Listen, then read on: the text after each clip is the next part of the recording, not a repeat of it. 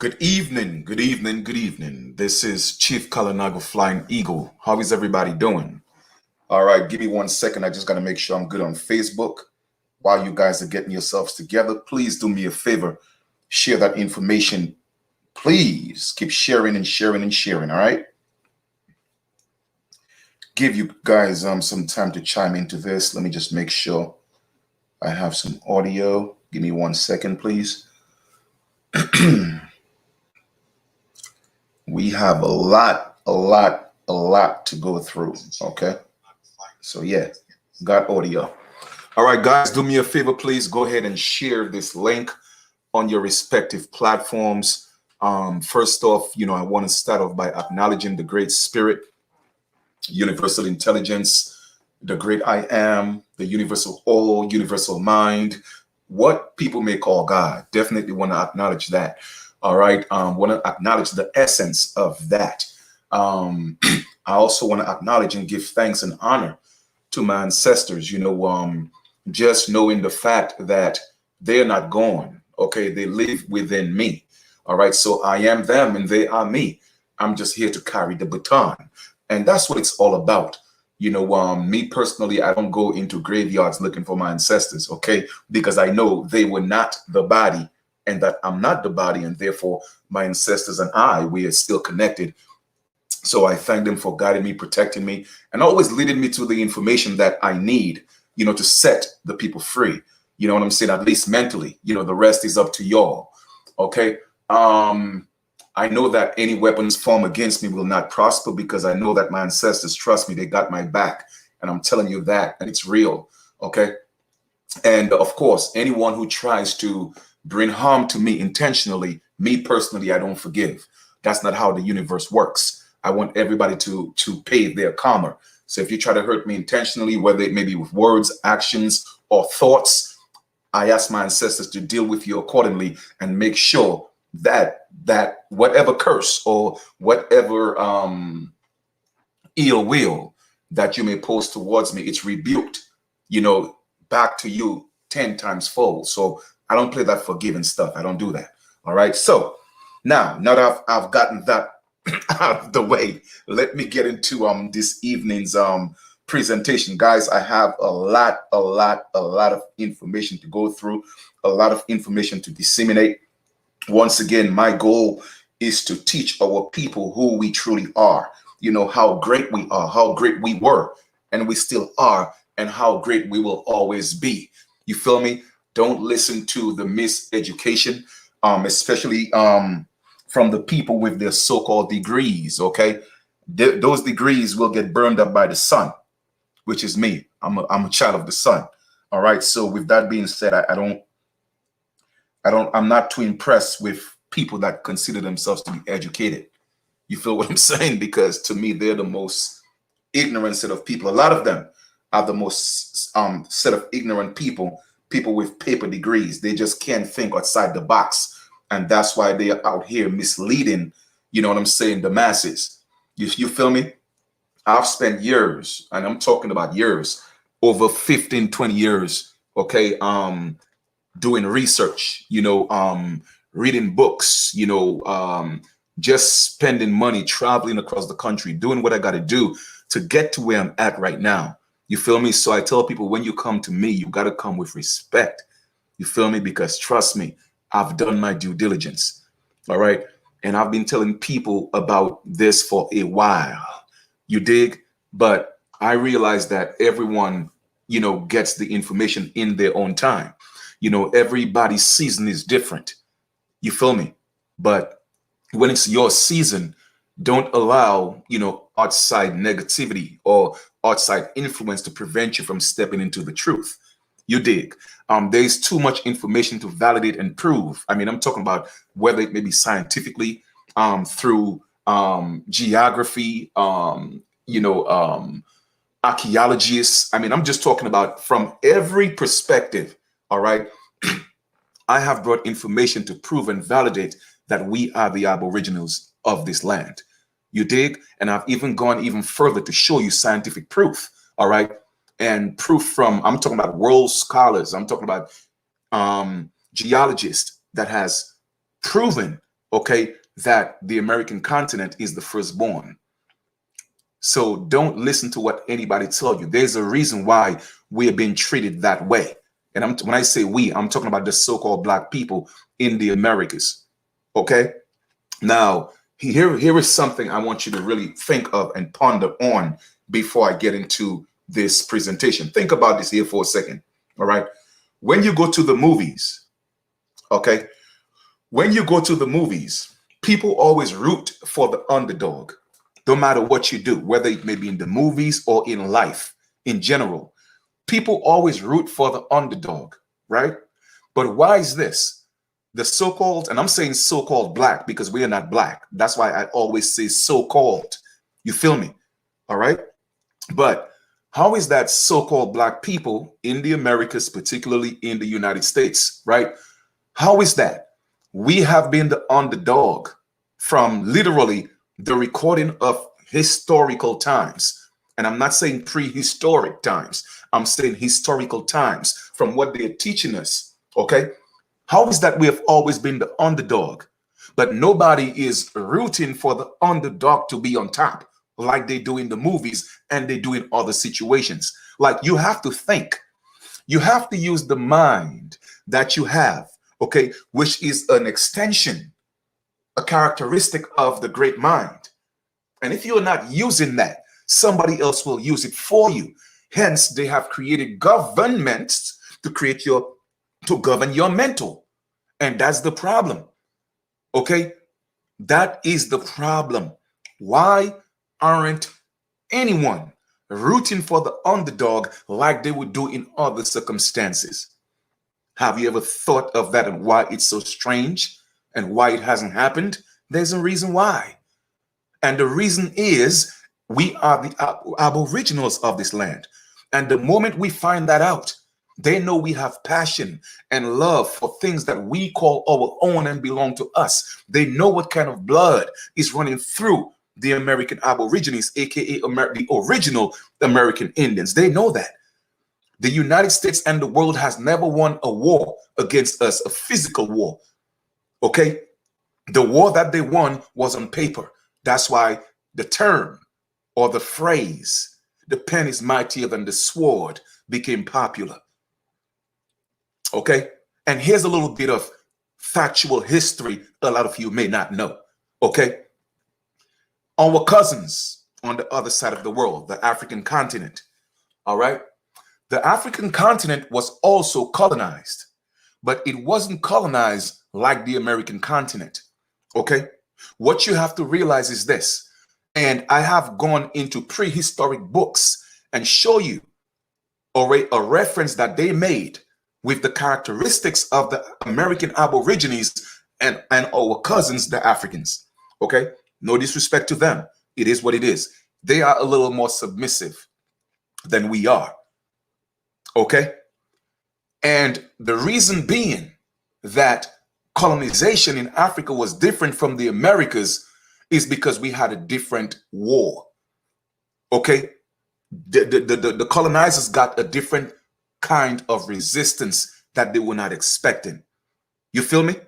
This is why pretty much all of Africa, except for the ideologies that changed, okay, the people still have their culture, their language, and they still have their kings and tribes, etc. They still have that, okay? Because when it came to colonization in Africa, the majority of their nobles, they struck deals with the colonizers. That's what you have to realize. These people sold their people out. Now, please do not get me wrong. I'm not saying that it didn't happen in the Americas, but it did not happen on such a huge scale. There was more of a rebellion, so to speak, out here in the Americas.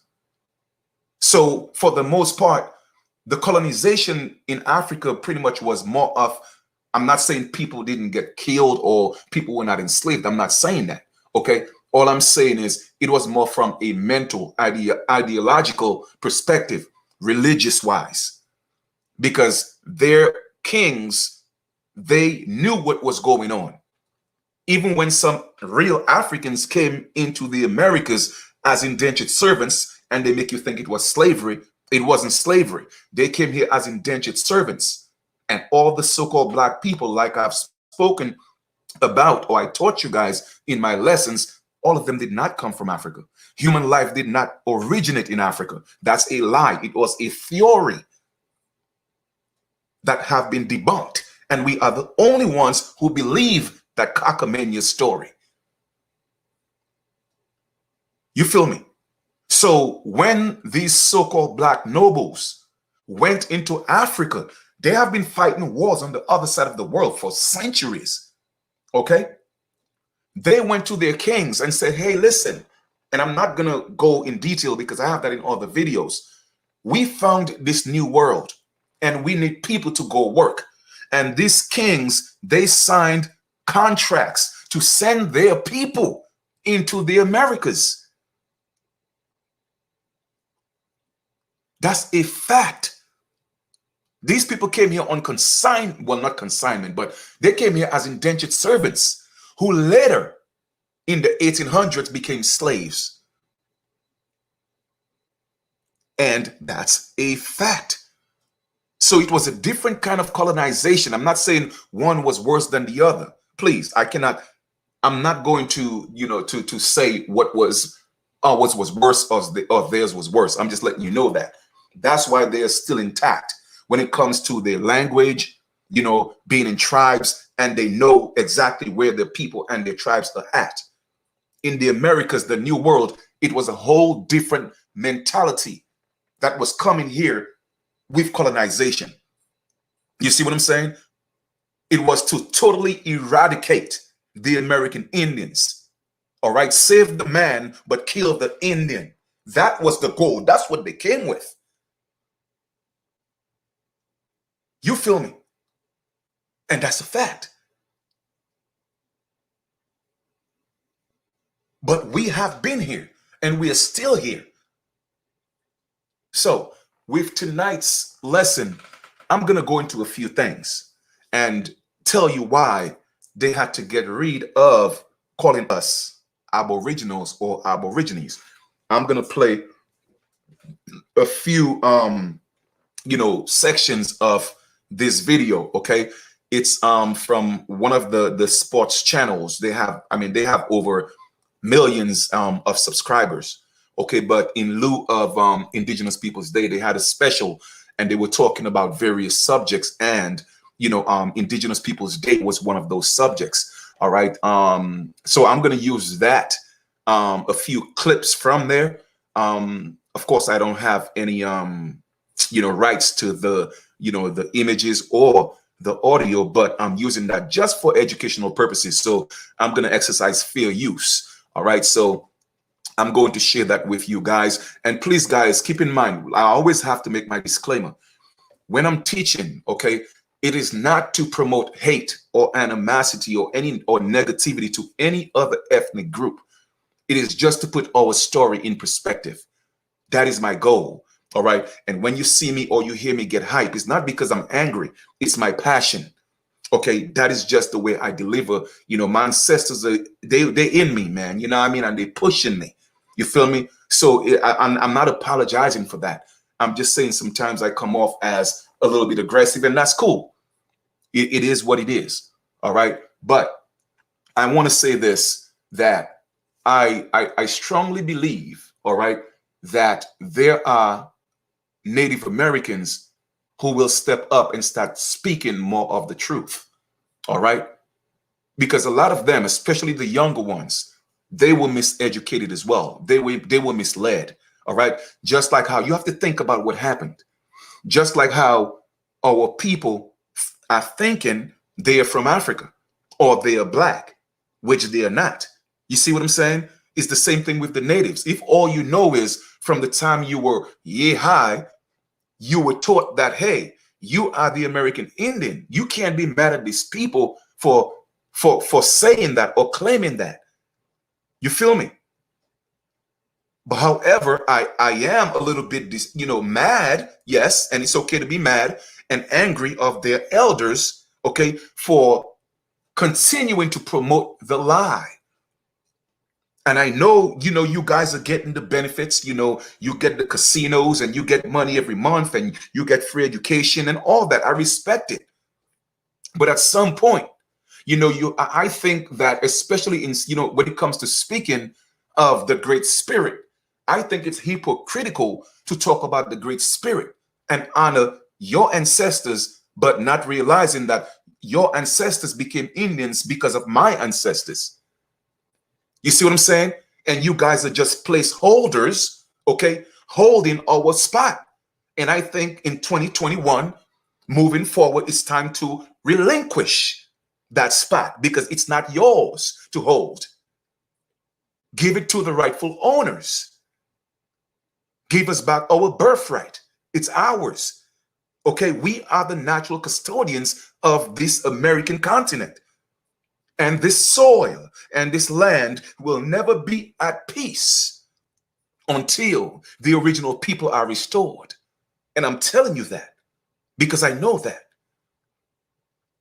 So America will never be great again until the so-called black man and woman and child and African American, okay, are put back in their proper status as the American Aborigines, aka the original American Indians. Why do you think I could speak with so much confidence about this? Because I have so much information to debunk anything that they talk about. And I always get them to speak the truth. You see what I'm saying? I always get them to speak the truth. And they speak it, unconsciously because of my approach. I don't attack people. I give you a chance to speak it. My grandmother, always taught me, right? If you give people enough rope, they will hang themselves. And that's what I do in conversations. That's it. You know what I mean? So we're going to go through a series of information. We might be on for a good 2-3 hours this evening. If you guys want to support, please do me a favor. Do not support on YouTube, okay? Because, YouTube is bugging right now. So make sure you go to our website, which is www.ipn.org. I'm going to put it in the chat again. And you could support there, okay? I always tell guys, that, I strongly believe in the laws of reciprocatory laws, all right? Where, people give unto you, give unto them. So support, that's going to help, us continue to do what we're doing and maintain the website, okay? And here you go. If you do, again, want to show some love, you go. And guys, do me a favor, please, man. Teach your children the truth, man. Teach your children the truth. Let's stop having our children running around here calling themselves Black and African American, getting them lost in this system. Even if they don't know what an Aboriginal is, just tell them the truth, okay? And eventually they will learn, okay? They will inquire because children have a very curious nature. You feel me? But let us stop doing that to our children. Let us stop having them operate, under the color of law. And these jails are being filled with our people because of ignorance. I am so sick and tired of seeing that. All right. And that's another reason why I'm so passionate. And I'll continue to do this until my last breath. It is really that simple. Okay. That is my purpose. And any man or woman who lives his life or her life without a purpose, you are not living life at all. You're just surviving. Okay. So with that being said, let's get into this. Let me go ahead and share this video and let's dive deep down and let's bring some of that information to the surface. Okay. Let me go ahead and share this. And I will be pausing, every time, the gentleman speaks and he says something, I'm going to pause periodically and talk about a few things. Okay. So let's do this. NFL. Good. So that video is from YouTube. For some reason, I tell you, the Great Spirit, our ancestors work in such mysterious and amazing ways, right? This is about, literally a sports channel. I mean, on YouTube, okay, where they speak about sports and all that stuff. I mean, the channel has 5.51 million subscribers. Okay, 5.51 million subscribers. That's no joke, right? And they were talking about, a plethora of topics. But one of the subjects or the topics was Indigenous Peoples Day. And my brother just happened to go on YouTube and caught a little bit of it right at the right time. And he sent it to me and said, hey, Chief, check that out. All right. So I went through the entire video. It's about an hour and 18 minutes, and 59 seconds long. So I took my time yesterday. I broke it down, went through the video, and picked out, the points that, that made sense. I mean, of course, they were on there talking a whole bunch of, nonsense anyway, because of, again, the lack of knowledge of our story. But behind every lie, or in every lie, there's always some truth. You feel me? And that's something I'm gifted with, to find the truth, to disseminate the truth from the lie. All right. So I'm highly favored, when it comes to that. So we are going to listen to this, and I will pause, like I said, in between and do my own narration so we could get these things out here to my people. Okay. So let's go. I'm excited. Maniac who was racist. And I tell you what, I believed some of these myths. Yeah. Even I believed some of the myths when I'm like, oh, that whole thing is completely untrue. So it's now been acknowledged by Joe Biden. October 11th, it's Indigenous People. For people who don't know, it used to be Columbus Day. Now it's Indigenous Peoples Day, which just when you think about the day, it's like, okay, the man discovered the new world. These people, meaning the Indigenous people, were they just happened to be here for centuries and didn't use the wheel. I know. They was like, oh, what are you famous for? Well, we were here when that guy showed up. Yeah. Why don't you just call it No Wheels Day? Yeah. And we all know when Joe Biden was. I'm an asshole. I'm sorry. I just look, this is long after the Roman Empire and the Greeks and the Ottomans. Genghis Khan would have been like, wheel, behind the bridge, a wheel, bring a shame. It's like they didn't use the wheel. They hadn't domesticated horses. They hadn't. So this idea, we'll even get to the smallpox blanket thing. Yeah. What do you think happens if I cannot go? I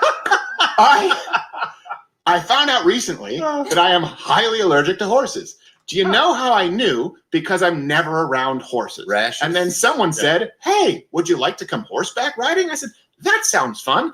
And then 5 minutes of looking like the guy from the Goonies later, I'm like, I think there's a problem. My eye swells up. I'm unable to breathe. I sound like Darth Vader without his mask on. You need to get a CPAP on me. Rub Vicks Vapo Rub on my chest. The point is, I had not been exposed to horses. I found out very quickly that they came with pollen, bacteria, and dander I wasn't used to. That's exactly what happened when you had a civilization who had been here, didn't use the wheel for centuries, and for the first time they were actually introduced to horses. You know who else was allergic to horses? Christopher Reeve. Oh, you owe me a Coke. Give it to me. You get it. I wanted to see if you did. You can drop it off in hell. I know. I just wanted to see if you would get it. Oh, it's the go-to for paralyzed Superman. It is. It's a genre. Superman can't walk. Whoever did that. Well, now have you seen the new Superman? Now the story. He's bi, yeah. Oh yeah, he's bi. So you know he would have get tossed off the horse. Would have gone. Oh no! Oh! Ouchie! Ouchie! Hey! Actually, I think he would have been killed by it while holding onto a fence. Don't look that up. Do not look that up. No, Not stop. look that up. We're joking. But I'm not joking. I am not joking Sorry, about the fact that Native Americans, Mr. Hands, did not use the wheel. They had not domesticated horses. Right. Anyways, Saki fielded questions about Biden's decision to change our traditions here in North America yesterday. Columbus Day to Indigenous People. All right. Let me just pause here for a second because I want to catch that part real quick. Give me 1 second here, guys. I think I may have. Let me just go back just a little bit. Give me 1 second, please. All right, give me 1 second. Or something, right? Like, oh, we need to do something that's hockey related for the black kid in the off season. So pick up hockey games on the basketball puck and have it swipe up and hit us in the eye. So thanks, Keenan. We appreciate it. Also, for my drunk driving charges, it turns out that the punishment of coaching a hockey team, not even an option. No, it's not even an option. Dave tried. He's like, I know. But can I coach? No. I'm like, I watched this. I'm totally willing. They're like, no, man. Wait, you're going to sentence me to coaching children's hockey? You knew the rules when you set foot in my courtroom, Bombay. Someone knows these rules. That's a Weird. rule? Also, that he did not look like a Bombay. No, He did not. never did. There's a lot wrong with that movie. He was just trying to get out of the ticket. Like, what? I don't understand. I'm Gordon Bombay. What? Which is- Used to be Mumbai. Oh, sorry, reverse. It also has the best line in any Disney movie, which is blood, breath, or urine. No thanks, I'm full. Sorry, we went off on Mighty Ducks. Let me back to Okay, Columbus all Day right. and We'll Indigenous bring it Peoples back. Day. Or as they say in Australia, Aboriginals, right? We're not allowed to say that. That's right. So I don't even know what's Indigenous. I guess now we say Indigenous. We don't say Native Americans. You don't say Indians. We grew up saying Aboriginals in Canada. Now they still say Aboriginals in Australia. We say Indigenous here. We don't say Native Americans anymore. So the whole point is you were taught a bunch of crap in school All right. about. That's what I wanted to get to. So, like he said, right? They used to use Aboriginals, just like how they still use Aboriginals in Australia. The reason why they stopped using Aboriginals in the Americas is because you will never find a pale Aborigines. So they had to stop calling us Aboriginals. You will never find a pale Aborigines. All Aborigines are of Negroid or Negro features. I'm going to repeat that. That's why I had to go back and catch that little part again. All right? Just that little part again. All right? Let's listen. Also has the best line in any Disney movie, which is blood, breath, or urine. No thanks, I'm full. Sorry, we went off on Mighty Ducks. Let me back to Okay, Columbus all right. Day and We'll Indigenous bring it Peoples back. Day. Or as they say in Australia, Aboriginals, right? We're not allowed to say that. That's right. So I don't even know what's Indigenous. I guess now we say Indigenous. We don't say Native Americans. You don't say Indians. We grew up saying Aboriginals in Canada. Now they still say Aboriginals in Australia. We say Indigenous here. We don't say Native Americans anymore. So the whole point is you were taught a bunch of crap in school about not only Thanksgiving, and we've gone through that. You've been taught a bunch of crap in regards to how the Native Americans, Indigenous, used to live. All right. So once again, let me just make that very clear. Okay. The goal once again was to come into this so-called new world and eradicate the people's identity and take the land. But they didn't realize they would run into such a fierce set of people that fought back. Okay. So it eventually became, okay, kill the Indian, but save the man. How do you do that? You do that by on paper genocide. Okay, that was the goal. So they had to get rid of the term Aboriginal. In a lot of prehistoric books, we were called Aboriginals. Okay, the majority of prehistoric books, we were called Aboriginals. So they had to take that off, call us Indians, and that was the beginning, okay, of changing our identity. A lot of people, like you would see, there are little memes going around, 1492 American Indian, 14 that, the Negro. Literally, our identity have been changed about 6 or 7 times, but nobody went far back enough to use Aboriginals. Okay, they wiped that out completely. You dig? Once again, you will never find a pale Aborigine. All the natives you see right now, they're calling themselves, talking about they are the original Indians, they all pale. You see what I'm saying? So when you start putting 2 and 2 together and you do enough research, okay, then the truth will surface. It don't have a choice. Seek and ye will find. Trust me, you'll find. So that's number one.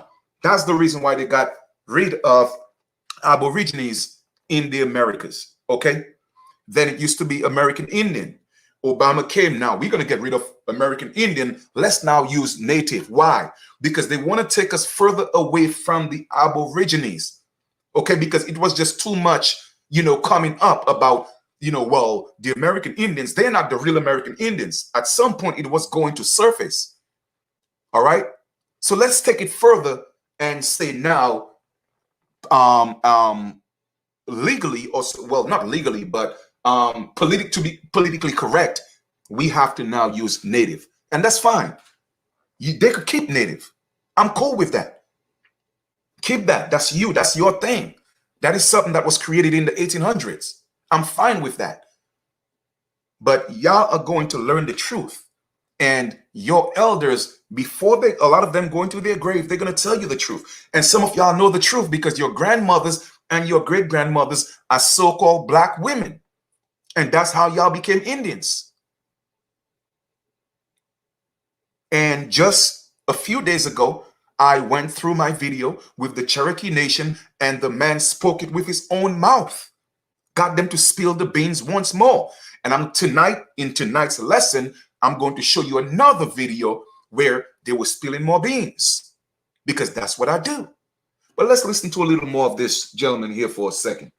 All right, let's listen here for a second. Let's go to 5320. About 5320. Let me see where that's at, because I'm not going to play the entire thing. All right, because I know YouTube going to hit me up. Oh, well, this is copyright and infringement, and shut up. YouTube get on my nerve. All right, so let's go to 5320. But you heard what he said, right? Oh, we are not allowed to use aboriginals anymore. There's a reason why, family. There's a reason why. So let us go here for a second, and I'm at 53. Let me see, 5320. That's where I want to get to. So bear with me, please. Okay, bear with me, please, please, please. All right, let's play this from here. Cackle here in crosstalk. I'm sorry. To the view, then we sound like Whoopi. Sorry, Whoopi. It's genocide, crazy child. I didn't know Native Americans didn't have horses. That's ridiculous. Back in the habit.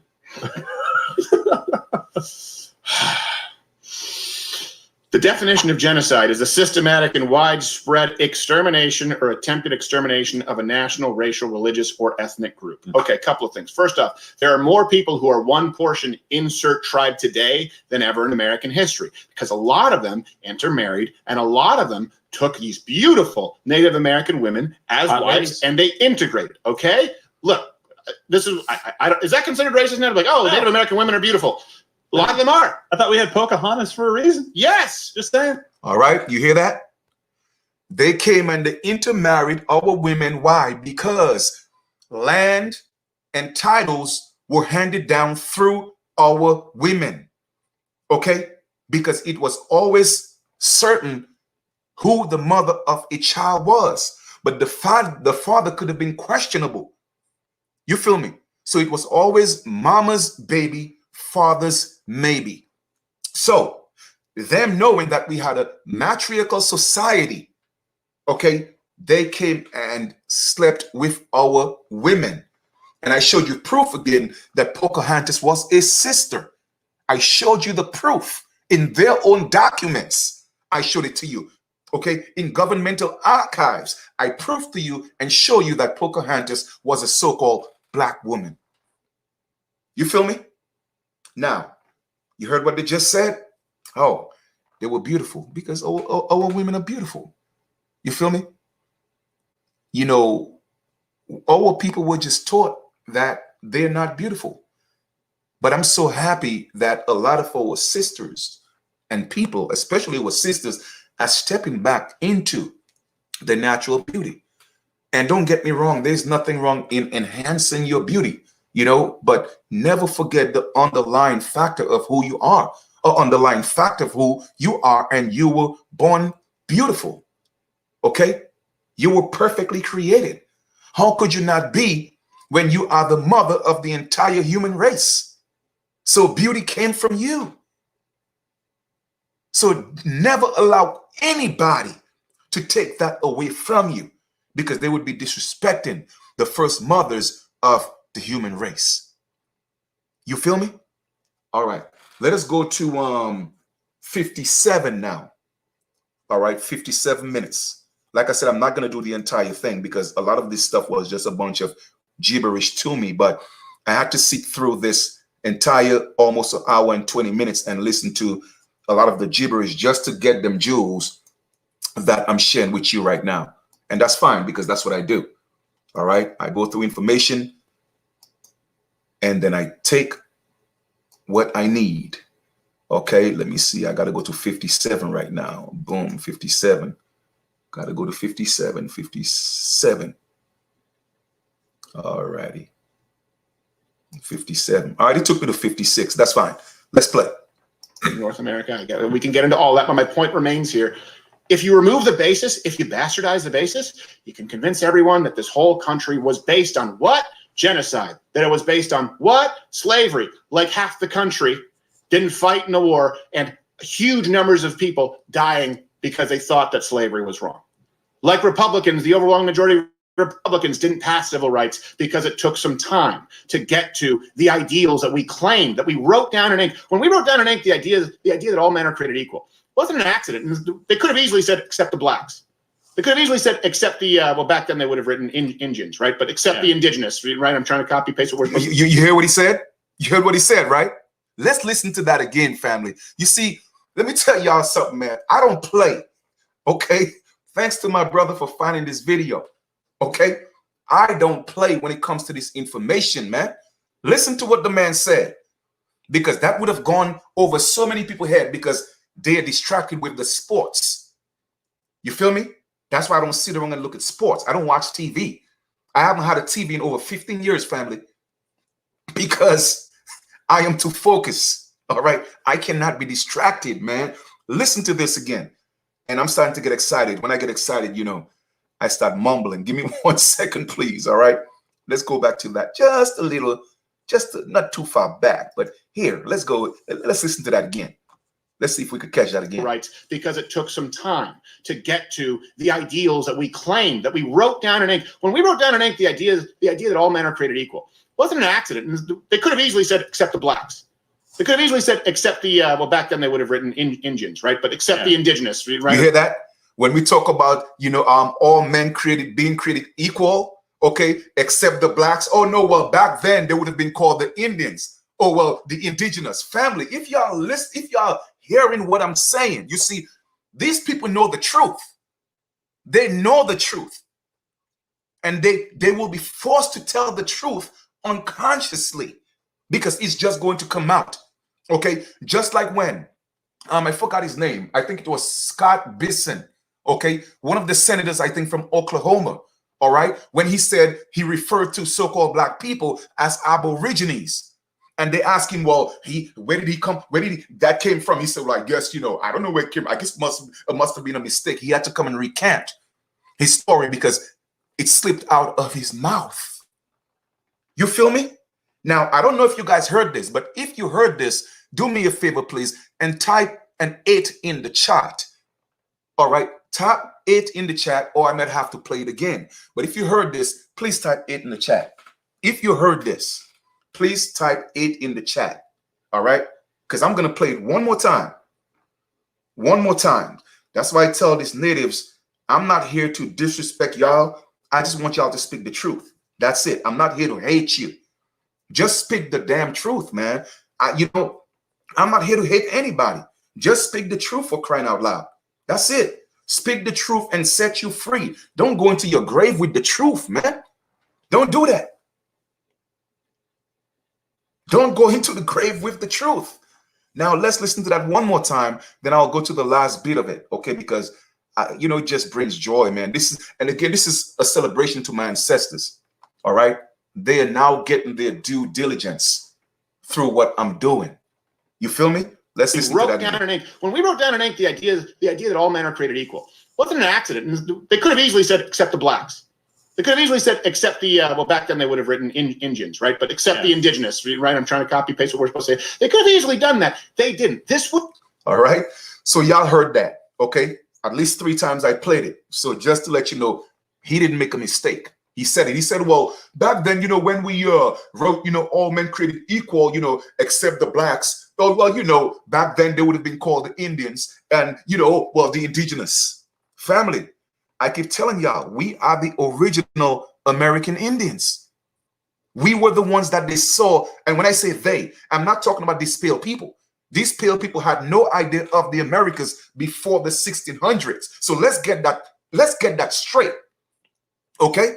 So when they are here calling themselves Americans, let's put some respect on it. You are not American. You are United States citizens. You feel me? Joe Biden is not an American. Obama is not even an American. They are United States citizens. The only people spiritually and lawfully, that have a right to call themselves Americans, we are the only ones. Everybody else is what? United States citizens.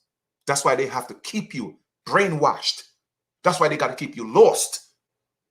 Because the moment we step up as the Aborigines, guess what? They have to step down. Oh, but y'all didn't hear that from me though. Okay? I'm just letting y'all know this. All right. Let me go to the last one right here to show you what was ultimately the goal which was accomplished. And I'm going to show you who they're showing as a Carib with the complexion. Again, to me, that's a joke. It's a disrespect to my ancestors. But you know what? We got to go through this. So let's go to and this is a guy. This is who they call a Carib. Look at this guy. They're showing us a Carib. Yes, there are a lot of misinformation about us. A lot of fake Nasauk out there. Fake Okay, NASA. look at this dude. Who is this dude? You see, and that's what they show us in cowboy movies. And we got our children believing that nonsense. Okay, this dude is not an Aborigine. This dude is not even an American Indian. He's a native. Know that there's a difference between an American Indian and a native, even if American Indian is still a misnomer. Yes, it is. You feel me? It's still a misnomer. However, there was a general consensus, okay, within not necessarily international law, but within nations, that we would identify ourselves as American Indians. But before that, okay, American Aborigines. You dig? Now, let's go to 115 to show you the exactly what the goal was, and it was accomplished. You feel me? You see, that's what happens when you're not always into entertainment. Don't get me wrong. I don't mind looking at a little basketball once in a while, but I don't have a mind that's how would I put it? That's craving entertainment. I didn't build myself that way. I crave knowledge because only knowledge will set me free. I crave the truth. That's why I have a different mindset. Okay, I could sit around and read a book with over 500, 600, 1,000 pages in about 24 hours or more. In about 24 hours to about 48 hours, and then find exactly what I'm looking for because I speed read. So I am thankful I have that gift, and I'm able to bring that information. But let us go to, what is it, 115? Yes, I said 115. And listen to the ultimate goal that had to be accomplished, or what they wanted to accomplish. All right, so we're looking at that right here, and here we are. Boom. That was the ultimate goal, and it was accomplished. Listen carefully, please. We learned that it was to prove that the Earth was round. Yeah, They got here, and then they had a meal with the Indians, and everybody lived in peace. Honestly, that's what we learned. Yeah. We were little kids. Well, here's the thing too, Which was fine. I actually put a picture of me on Instagram wearing an Indian headdress when I was like 10. we just did it again. I'd remove it. So, yeah. So there was a myth. Native. There's this myth that people want you to believe, right? Because they'll often throw this out. And I know that there are some silly flat earthers out there. And there's such a small percent. It's like the Westboro Baptist Church. Not Look, silly. they have 12 members and 9 of them are cousins. They have flippers for legs. Okay, let's be really clear about that. But they get more airtime, like flat earthers. A helicopter goes up and okay, look, whatever. Just shut up. Volcanoes and okay, good. You do your thing. This isn't a show for you. That being said, it's a very, very, very small percentage of people. Tiny, less than a percentage point of a percentage when you're talking about people who actually believe it. And it was never mainstream. You can go all the way back to the Greeks and they believed that the earth was round. So this idea that Columbus, now why did they say that? Because they want you to say, really? Was West what became known as Western civilization? Was it really more civilized when you look at the natives and how advanced they were? And Columbus thought his people thought the earth was flat.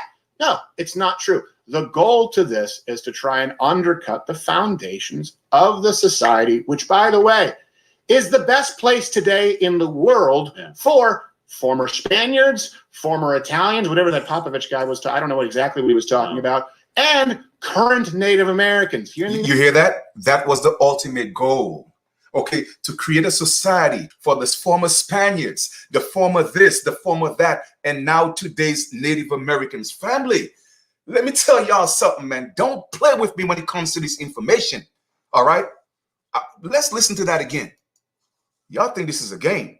To try and undercut the foundations of the society, which, by the way, is the best place today in the world for former Spaniards, former Italians, whatever that Popovich guy was. I don't know exactly what he was talking about, and current Native Americans. Here in the United States, we have more people with a fraction of current Native American blood. For crying out loud, Johnny Depp claims it. Right? Everyone claims partially Native American. Elizabeth Warren, yeah. Yeah. You hear that? Everybody claims Native American. Why? Because all Native American means is to be born, family. That's all Native American means, is to be born. And I've shown y'all the etymology of the word indigenous. It has two meanings. One means to be born, and one is originating. We are born and originating, but these natives are only born. Okay? Now, this is from a channel. Over 5.something million subscribers. How many people caught that one part where he said, okay, well, you know, when we decided to, you know, talk about all men was created equal except the blacks. Oh, well, back then they would have been called the Indians, indigenous people. How many people caught that? Because you know what? They have an entertainment mind. They're looking for entertainment. I look for jewels. And once again, thanks to my brother for pointing that out, because that's just the kind of mindset we have. You feel me? That's number one right there. Okay, let's talk about the French trappers, because you have a lot of so-called natives in Canada calling themselves the Aborigines when they are not. And a lot of them are from French, you know, the French, you know, because the French was heavy in Canada. Okay, but we have the French trappers. So we're going to read a little bit about that. But you have that. If you guys want to listen to that entire thing on YouTube, you can. But to me, I just had to pick out the facts. Everything else to me was a bunch of gibberish. Okay, you heard what he said, right? Everybody was just putting on feathers and calling themselves natives. And he said, well, look, we just did it with the native guy they put on there. They're making, I won't say they're making mockery, but I'm just letting you know that they spoke some of the truth in this video. Okay, now let me close that out. And I'm going to go to, let's talk a little bit about the French trappers, because a lot of people hit me up in my inbox. Oh, well, you know, I'm native and, you know, I'm from here and I'm from there. Well, yeah, you're right. You're native. You were just born. But let us get into the real story as to who the Aboriginals were and who they still are and who became American Indians, who became blacks and Negroes and African American and Afro Americans and the N-word. See, they're not talking about that. But like I said, man, our answers are forcing them to speak the truth. So let me go ahead and read just a little bit. I'm not going to read the entire thing because I put that link in the description for you guys. Okay, I put the link in there so you guys could have that. All right. And like I said, this is my passion. So, you know, the excitement, okay, that's just what it is. All right. Now, let's read a little bit. I'm not going to read the entire thing, but I'm just going to let you know that, you know, the fur trade, okay, that was also booming. You know, everybody keep talking about, you know, cotton, and people talk about the sugar cane in the Caribbean and all that, but nobody's talking about the fur trade. The fur trade was huge. So I'm going to introduce you guys to just a little bit of that. Okay. Now, yes, the screen populated, so we could go ahead and proceed. Okay. Women in the fur trade and marriage à la façon du pez. All right. Let us read that. Thanks to Beth Hayes Cernier for permission to reprint her article, Women in the Fur Trade, La Compagnie Journal, Volume 2, Number 2, 1988, Page 13, in honor of Women's History Month, the U.S. has celebrated women's contributions to history, culture, and society annually throughout the month of March since 1987. During the fur trade, marriage à la façon du pays, or marriage in the manner of the country, was a marital relationship between a native woman and a European fur trader based on native cultural norms and local customs rather than European ones. Why? Because our women, the land, the culture, everything was handed down through the woman. Although sometimes temporary, such marriages often lasted a lifetime with or without a church blessing. Okay, that's all I'm going to read for you guys. You have the article, you could read the rest, but I want to show you how these people became American Indians, which they call themselves natives today. All right, they had to marry the American Aboriginal woman, give her children, all right, and those children became native. Okay, same thing happened across the seas. All the so-called black men in Europe were kings until the late 1800s. And then they married pale concubines, and those mulatto children, okay, were the ones who got in power and start freeing their imprisoned so-called white fathers. But I have enough videos on that, so I'm not going to beat that horse anymore. Okay? You dig.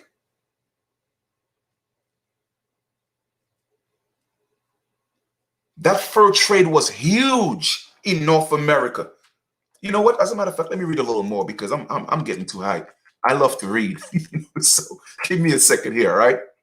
There's tendency to think of these marriages as casual liaisons established and abandoned wherever the men happen to be working. Yet, promiscuity apparently was not the norm in fur trade society. In fact, relationships between, I'm going to use the proper term, American Aboriginal women and fur traders probably focused more on building strong family relationships. Why? Okay, because at that time, the family structure, okay, was pretty much concentrated around possession, okay, what you had, building family ties. That's what marriage was all about, okay? Well, I'm not saying it wasn't about love, but I'm just saying when people got married back in the days, it was about building legacies. You feel me? It was about building legacies. It wasn't just about, oh, well, I love you, you love me, let's get married. 10 years later, you get a divorce and you ain't got nothing to show for it. No, that is something new. That's why I am educating our people, especially our women. Stop getting into these relationships, okay, where you only have children and nothing else to show for it. You got to be with a man that's going to help you build a legacy, okay? If something don't work out, that's fine. But what did you get out of it except for your children? I'm not saying that the children is the worst thing. No, they are a gift. But what type of security do you live this relationship with so that you and the children could be financially stable? What is the legacy that's being carried on? Keep telling y'all, man, I'm cut from a different breed. Okay? Now, in looking at marriage within the fur trade, we must keep in mind that fur trade societies wasn't uniform. Different companies had their own rules regarding marriage between their employees and American Aboriginal women, which change over time. Okay? Aborigine groups also had distinct social norms and different contacts with Europeans, which influenced their behavior. Now, when we are talking about these Europeans, we are not talking about Caucasian Europeans. Okay? The closer we get to 1492, we're still talking about so-called Black Europeans. Let us not get this twisted.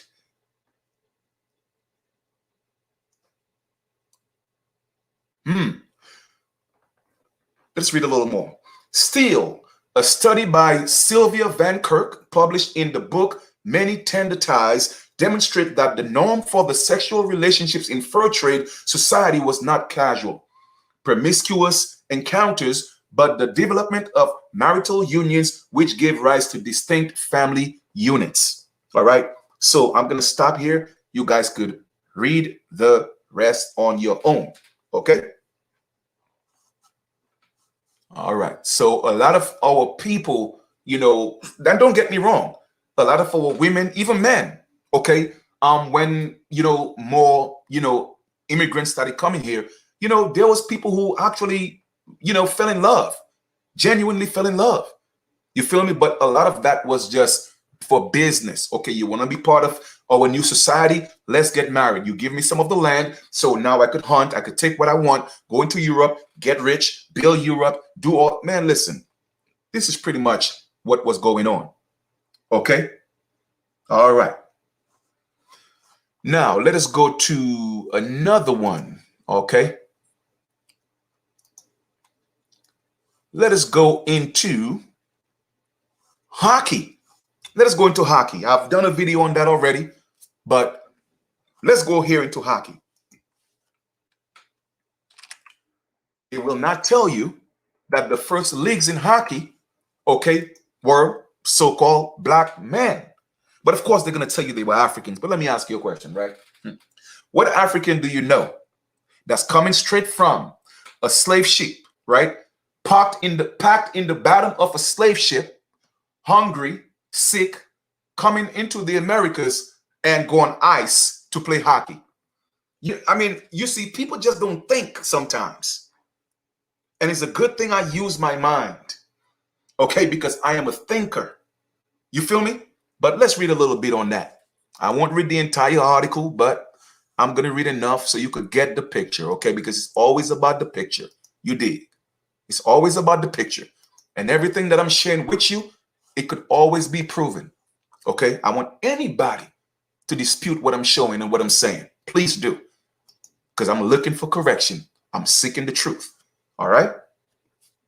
Now, here we are. This right here is all right. Fast, physical, and innovative. There are words used by newspaper reporters to describe the colored hockey league of the Maritimes established in 1895. Okay. Now, once again, let me ask you a question. What African, real African, do you know that came into the Americas back in the 1800s talking about, let me go on ice and play hockey? And that's the only question I'm going to ask you. Okay. 63 years before Hockey Hall of Famer Willie O'Ree became the first so-called black player to suit up in hockey in National Hockey League, dozens of all so-called black teams competed on the ice in Nova Scotia in the late 1800s, forming the first ever professional hockey league. Why are they not teaching that to our children in school? Tell me why. Hockey is our sport. It is not a pale man's sport. Y'all could do the rest of the reading for yourself, because like I said, I got a few things to go over. So I'm going to stop that. And I'm going to just show you another link. Okay. Talking about hockey. A comparison, why they are always comparing so-called black Americans, especially in the United States, with Australian Aborigines, because our plight are kind of similar. All right. Y'all better put the two and two together. Why do you think they still call Australian Aborigines Aboriginals, but they don't want to call us that? Because Australians and the Americas, okay, was connected for a very, very long time. You feel me? And we were actually the only people that were called Aborigines. But it stayed with the Australians and they started changing our identity. All right, let me go ahead and share that screen and let's get back to that. All right, share my screen again. And let's read a little bit of that. The similarity, okay, it's always been compared to so-called black Americans. Okay. Black gentlemen as good as white. A comparative analysis of the African American and the Australian Aboriginal political protests 1830 to 1865. The reason why it's similar, okay, and it will never be compared to the African is because, once again, Africa had a different kind of colonization. Okay, the colonization that happened in Africa, their cultures, their languages, and their people were still in place. Okay, and the kings, they were a little more willing to make deals and sell their peoples out. In the Americas, okay, Australia, those indigenous people, they were fighting back. And I'm not saying Africans didn't. I'm not saying that. I'm just giving you the comparison. I'm talking about on a whole, generally. Okay? So they're comparing African American and Australian Aboriginal political protests to 1830 to 1865. And I'm just going to read a little bit of that, but I also put that in there for you guys as well. Okay? A large body of so-called scientific literature appeared in the 19th century categorizing the world's various colored races as inferior to people of European descent. Okay? In two of the most unlikely of places, the United States and British colonial Australia, educated men of color produced remarkably similar critique of 19th century racial science. The United States, for example, an anonymous so-called black author articulated the views of many African Americans when he declared in 1867, okay, now think about this, right? 1867, when he declared, an African American in 1867 declared, I am not ashamed of my color, nor of my race. Now, he was a highly educated man. Let me ask you a question. Weren't we supposed to be still slaves, almost to the point where slavery was still in full effect in 1867? Family, you just got to put two and two together, man. You just got to put two and two together. So just want to kind of share that with you a little bit. All right, so I'm going to stop sharing that. Okay. That article is also in the link. You guys could go ahead and read it yourself. All right. Go ahead and read it yourself. Now, what do we have here? We're going to talk a little more about hockey. Okay. Just a little more about hockey. Give me a second. Go up for the closing. All right, cool. Let me go ahead and share my screen. So know your greatness, okay? Know who you are and know how great we are, okay? And all that stuff, oh, well, you came at the bottom of the ship and all that. That was done intentionally, okay? To make you think we came from the bottom, from the worst, when the truth is we started from the top.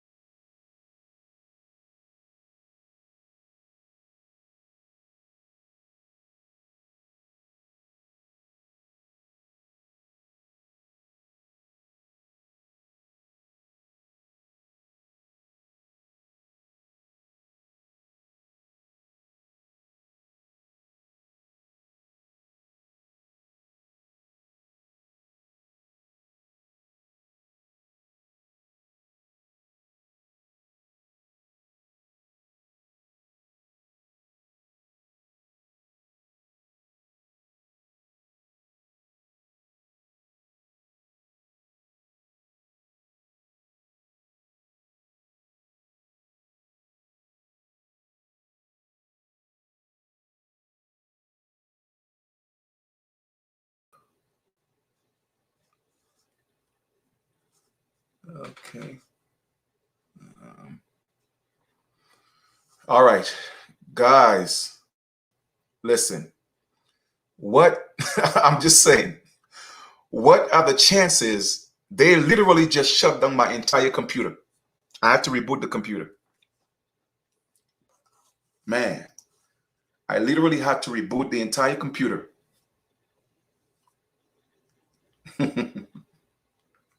I'm telling you, man, I guess I'm dropping too much of that. I think that's what it is. I'm dropping too much of the truth. But it's all good though. They can't stop it. All right. They cannot stop it. They will not stop it. And I'll tell you that for sure. Okay. So let me give me 1 second. Let me get back to where I was at.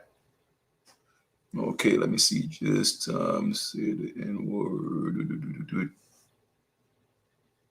Give me 1 second, all right?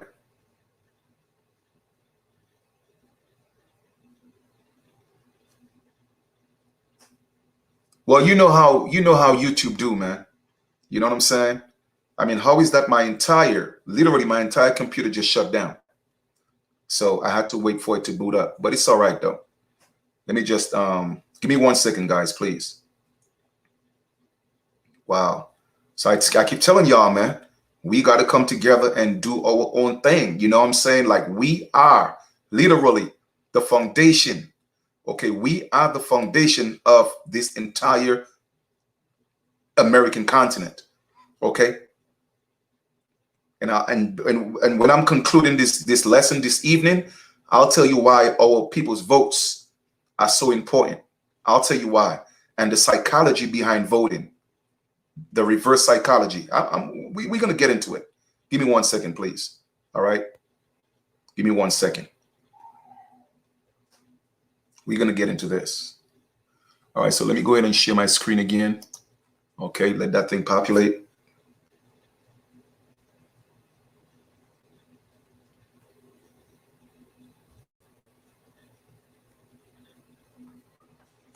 Okay, here we are. Give me a second. Let me pull that up. Okay. Let me share my screen. I tell you, man, y'all have no idea, man.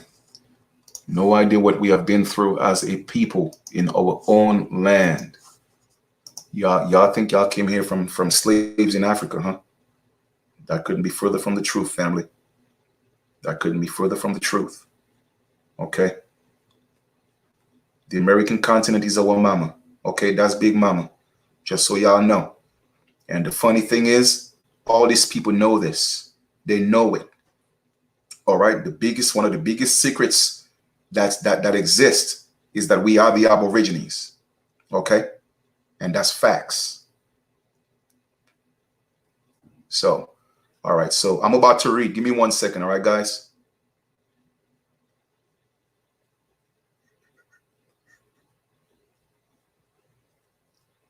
All right.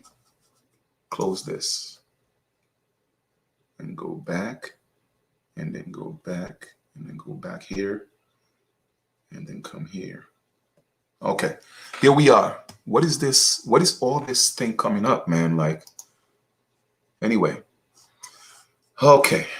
I mean, I know it's a whole lot of ads on this website, so I'll get through that as soon as possible. But anyway, it is not, it is an untold story, but it is certainly a rarely told and uncomfortable, unknown piece of hockey history. In January 2020, Canada Post released a special stamp and first day cover featuring what is undoubtedly hockey's greatest secret. The stamp features teams and artwork from players from the Colored Hockey League. Okay, between 1895 and the early 1930s, all so-called black ice hockey teams in the Maritimes thrilled mixed audiences and new reporters alike as they challenged each other to exciting matches and veered for the ultimate prize, the Color Hockey Championship. created as a means of drawing more men to the church and strengthening their religious path. All so-called black hockey also serve to dispel myths about black people's abilities. All right, so I just want to, that stuff is there for you guys to read. So please go ahead and read it. I'm just giving you an introduction so you could start doing research on your own. Okay. And big up to my brother Chief Holiday for just popping in. All right, much respect. Okay. When I go through this, I'll probably if he's not too busy, then if he wants to chime in, he could definitely do that. Okay, so let me just close that out. And let us go back to Hawaii real quick. Hawaii so-called blacks, because I told you guys about the last queen of Hawaii. Okay, so we're just gonna go a little bit through that.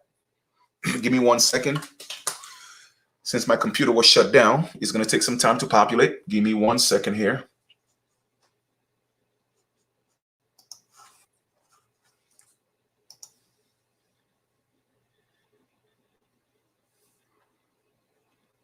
Yeah, I'm gonna show well, that picture you're talking about wasn't the first so-called black surfer. He made it popular in Hawaii. Okay, surfing started in Polynesia.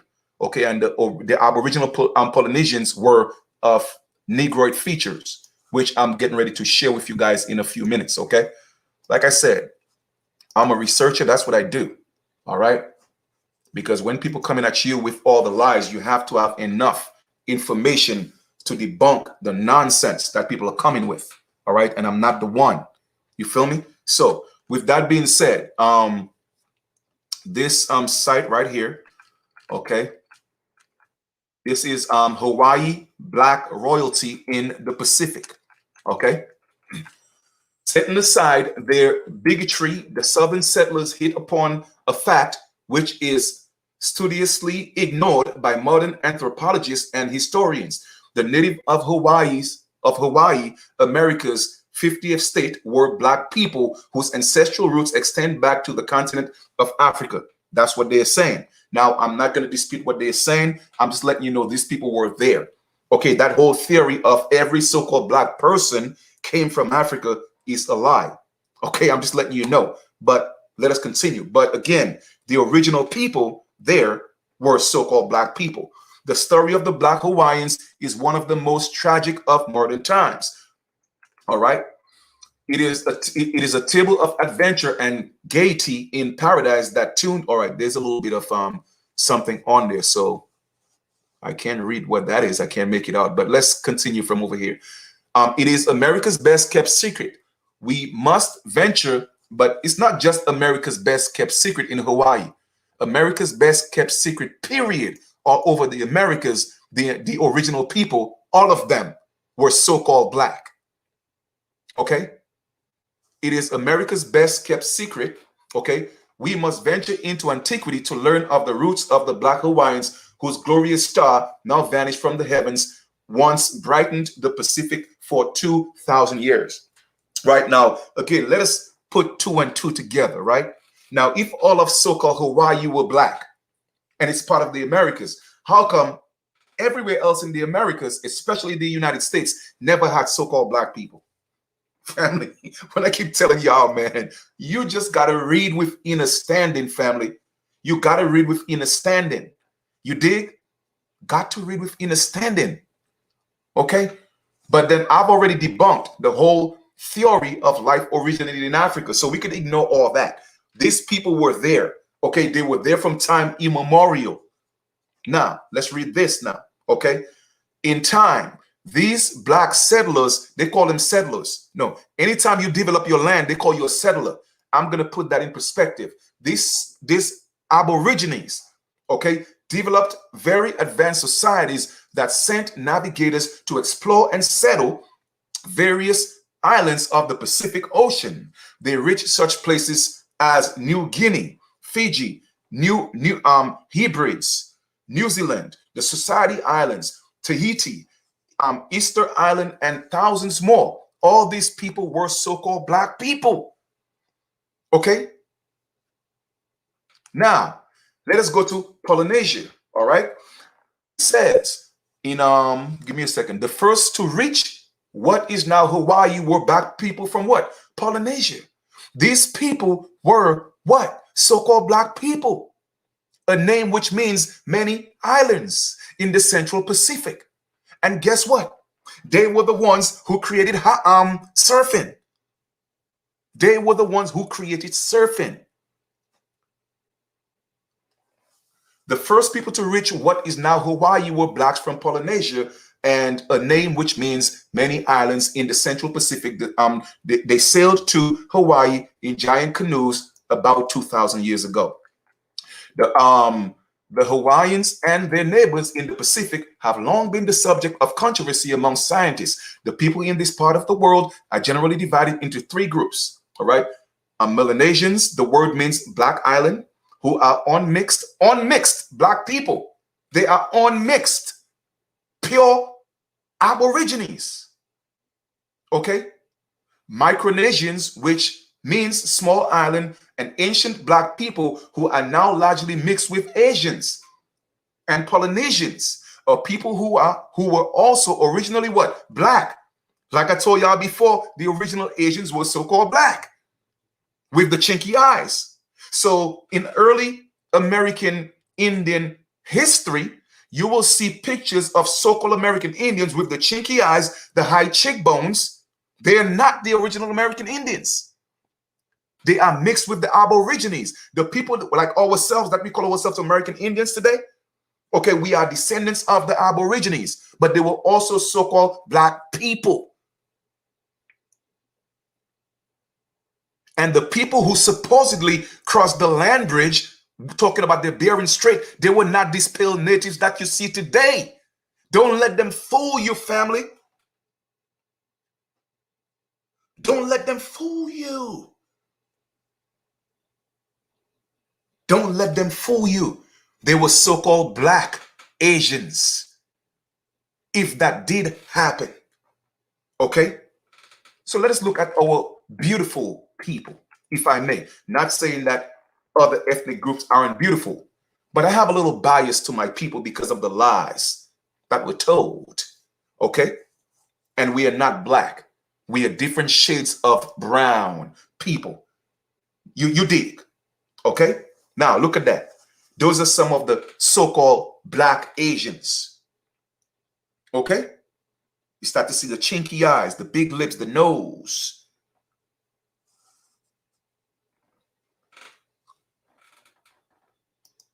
Let us go ahead. Those are our people right there, brethren. Okay? That's our people. We come in different shapes, colors, and sizes. Don't let nobody fool you, man. Don't let them fool you. I love us.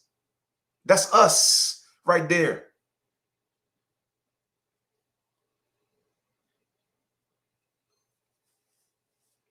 We got to go back to loving us again. The world owes us, man.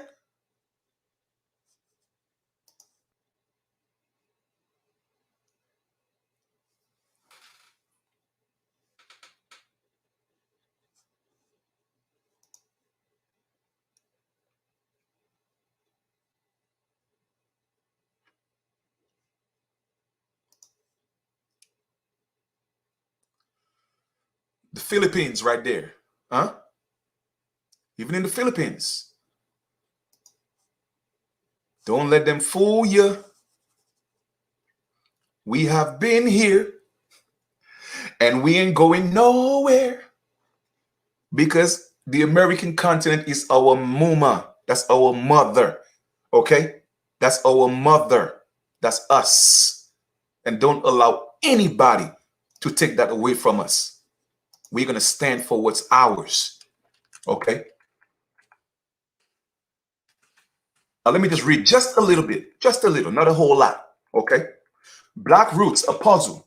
The black people themselves are ethnological, an ethnological puzzle. You hear that?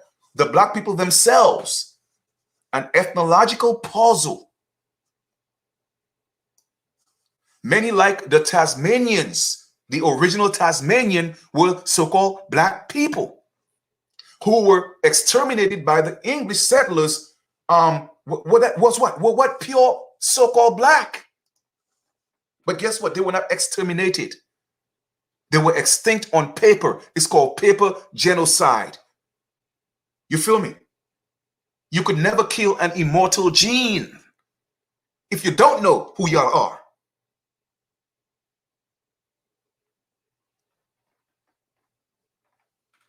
Okay? The Australian Aborigines were also what? Very dark with African features, with just Negroid features. Because Africans do not determine Negroes. They were Negroes all over. But that's what they want us to think. And once again, I'm not putting on our African cousins. I love them. But our story have to be told in truth. You feel me? It has to be told.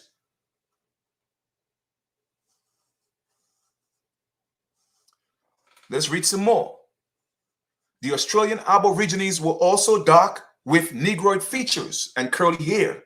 The basic strain of the original Hawaiians are seen in their color and their faces, writes historian J.A. Rogers in Sex and Race. Negro-Caucasian mixing in all ages and all lands was and guess what? And all lands were undoubtedly Negro with an admixture of Mongolian. And even the original Mongolians were dark skinned. Okay, I'm going to read that again. The historian writes, J.A. Rogers in Sex and Race, Negro-Caucasian mixing in all ages and all lands was what? Undoubtedly Negro. These people were of black and brown complexions, but I am going to put it in its proper context and say different shades of brown because nobody is black. It's impossible to have a complexion of black skin. Okay? Complexions with wavy or close curled hair, broad facial features, and fine physique. In short, they had the same physical characteristics as millions of other people who now live in the Pacific Islands. Don't let them fool your family. Don't let them fool you. That's one of the kings in Hawaii. Okay? King Kamehameha, 1810 to 1890. Well, if we came here on slave ships from Africa, all of a sudden in 1810 you got so-called black kings. I see. Heaven on earth. If ever there was a paradise on earth, the Hawaiians appear to have had it. Because guess what? In the Americas, that's where they found the Garden of Eden. Yes, tell them Chief Kalinago said it. Because it's true.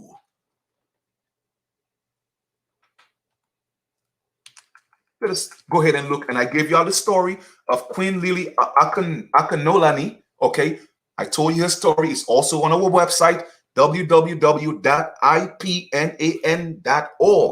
This is our site. Okay, told you about her story as well. All right, and this right here is her. I think that's her husband. All right, but that was the king. All right, or his sister. Pardon me. That was his sister. Okay, I'm just giving you guys a little bit of our story, family. Don't let them fool you, and then the foreign takeover. Okay, foreign takeover starting to come into place into the sensitive needs of the Hawaiian people, while he rescinded encroachment of foreign missionaries and traders. The king gradually came to realize the permanence of their presence, and thereafter sought their guidance in improving the status of his people. That was the mistake, because they changed the status of his people. So now when you now look at the Hawaiians right now, they look like the Asians we have in the Americas. They look like the so-called native people all over the Americas.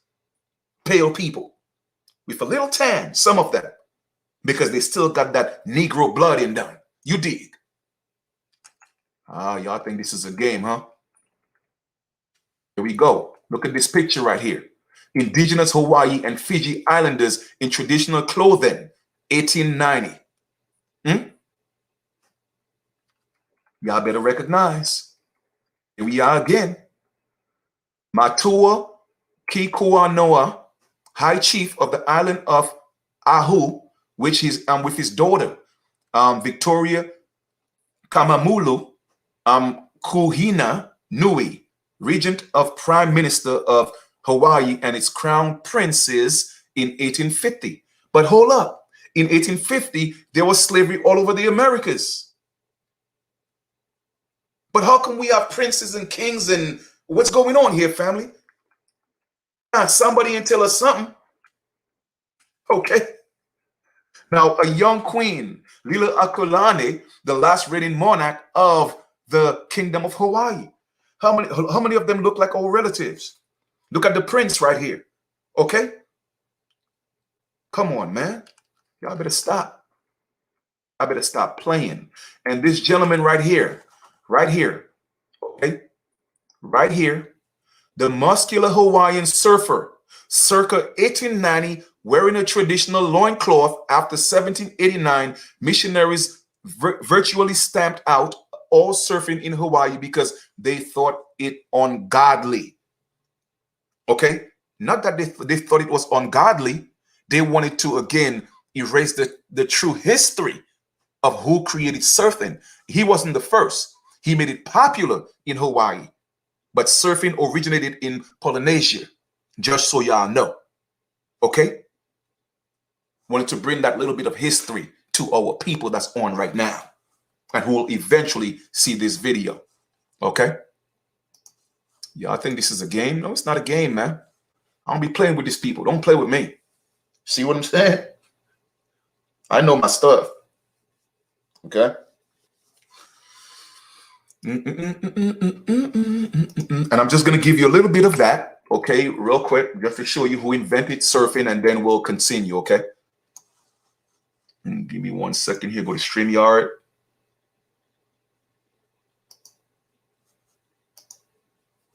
All right, give me 1 second.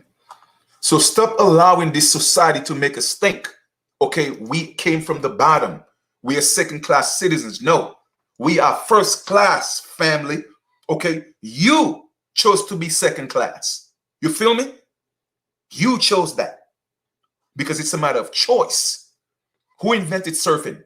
Since we have no idea of knowing exactly when the first attempted surf session was, we are also in the dark about who had the idea in the first place. We can infer that the creator of surfing was Polynesian origin, but even that's just speculation. And the reason why it's a speculation, because they cannot go past Polynesia to see where it came from. So just give them the credit, family. Okay, just give them the credit.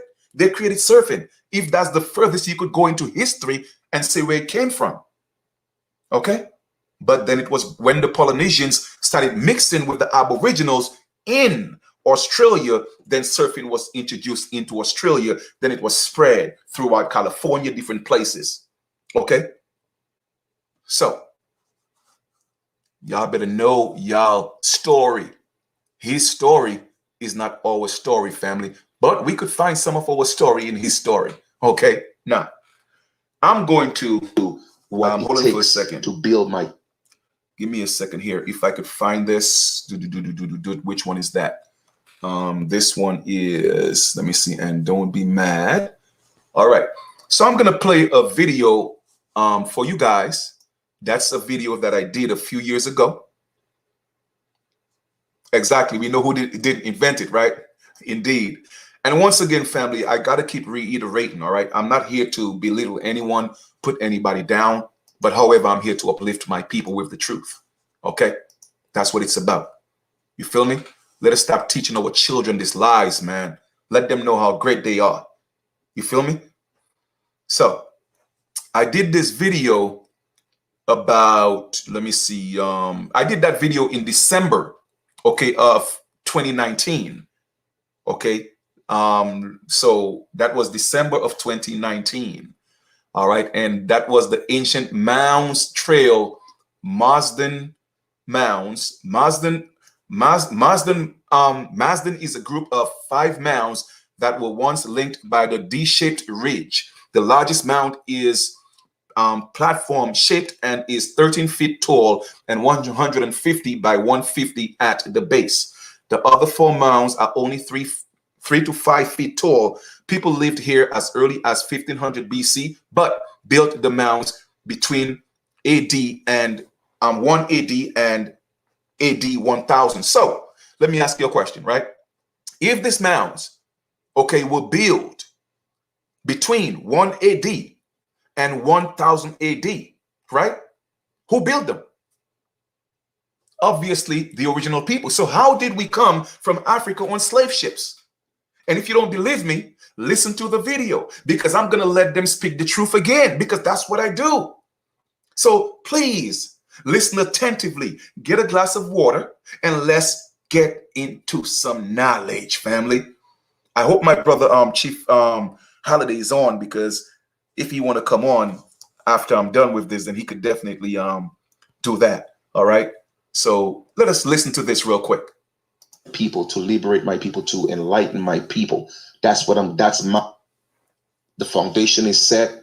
Just right now, putting the details together, so that when we launch these things, that you would know that this is for you, and all this hard work that I'm doing is for my people. All right. So once again, I thank you, and for those of you who are continuing to stay positive, all right, and all these people that's coming with the negativity, that's on you. You put them in check. You see what I'm saying? Because we got too much work to do, but people are going to be people. So just let them be. All right. I'm on a whole different plateau, a whole different level with this. So I'm going to continue to do what it takes to build my people, to liberate my people, to enlighten my people. That's my passion. That's my purpose. And that's all I'm here for. So I'm just going to keep it as that. So enjoy the video, and hey, hit the like button, go ahead and share it, but you'll hear exactly what I'm talking about. All right. Peace and love. I'm out. Poverty Point was indeed an ancient city.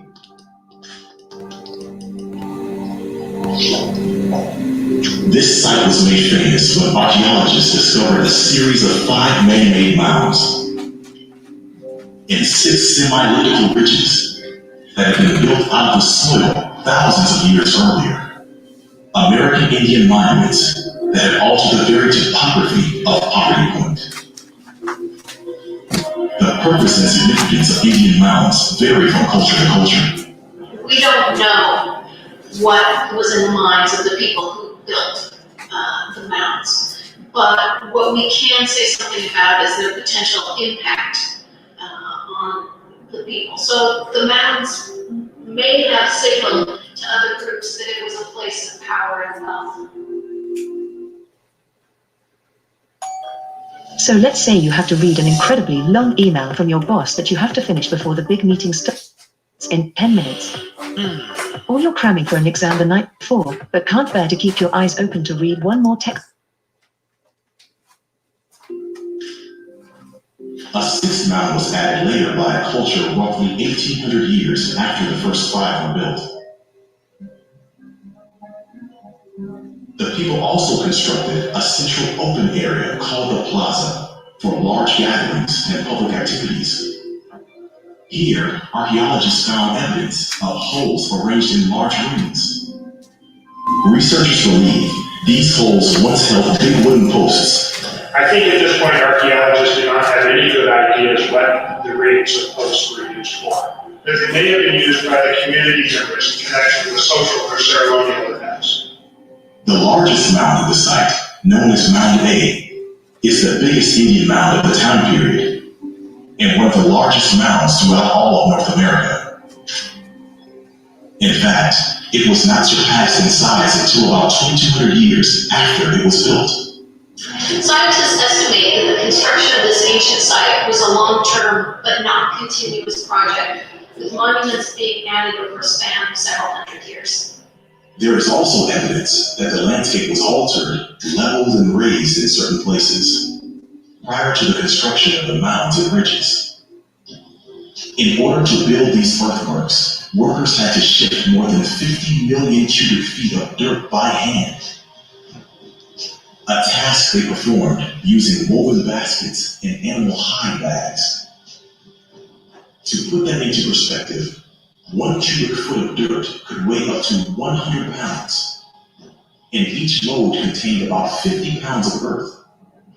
That means, in order to accomplish such an endeavor, workers hauled nearly 100 million baskets of soil around the site. This archaeological site is considered unique because of the scale and design of its constructions. Hunter-gatherers are typically thought of as groups of nomads who are historically known for maintaining a simple lifestyle and migrating frequently. Here, however, they not only settled in one place for centuries, they also displayed landscape engineering capabilities, far more sophisticated than had ever been documented for such a community. We know at Poverty Point that mounds E, A, and B are more or less in a straight line. That is, if you take a line through the centers of each of those, they line up, and that line points almost due true north. That is the only alignment that we can be confident of at the site. The other mounds, we don't know yet how they're aligned, how they relate spatially to the other mounds. They challenged the cultural norm, taking on a lifestyle that was more characteristic of agricultural societies, which often show greater organization and effort placed in public construction projects. It is believed that the people lived on the ridges at Poverty Point for nearly 400 years, from the beginning of their construction until the site was abandoned.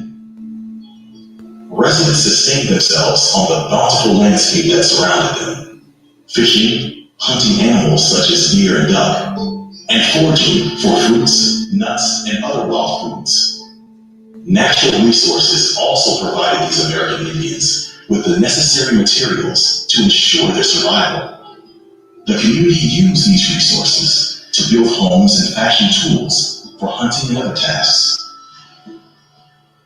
Stone, however, was not available in the Poverty Point vicinity, so in order to meet the resource needs of their community, the people of Poverty Point established trading networks using the rivers and trails that stretched across the Midwestern and Southern United States, allowing them to import nearly 80 tons of stone from incredible distances, some as far as Alabama, Georgia, and Iowa, hundreds of miles away.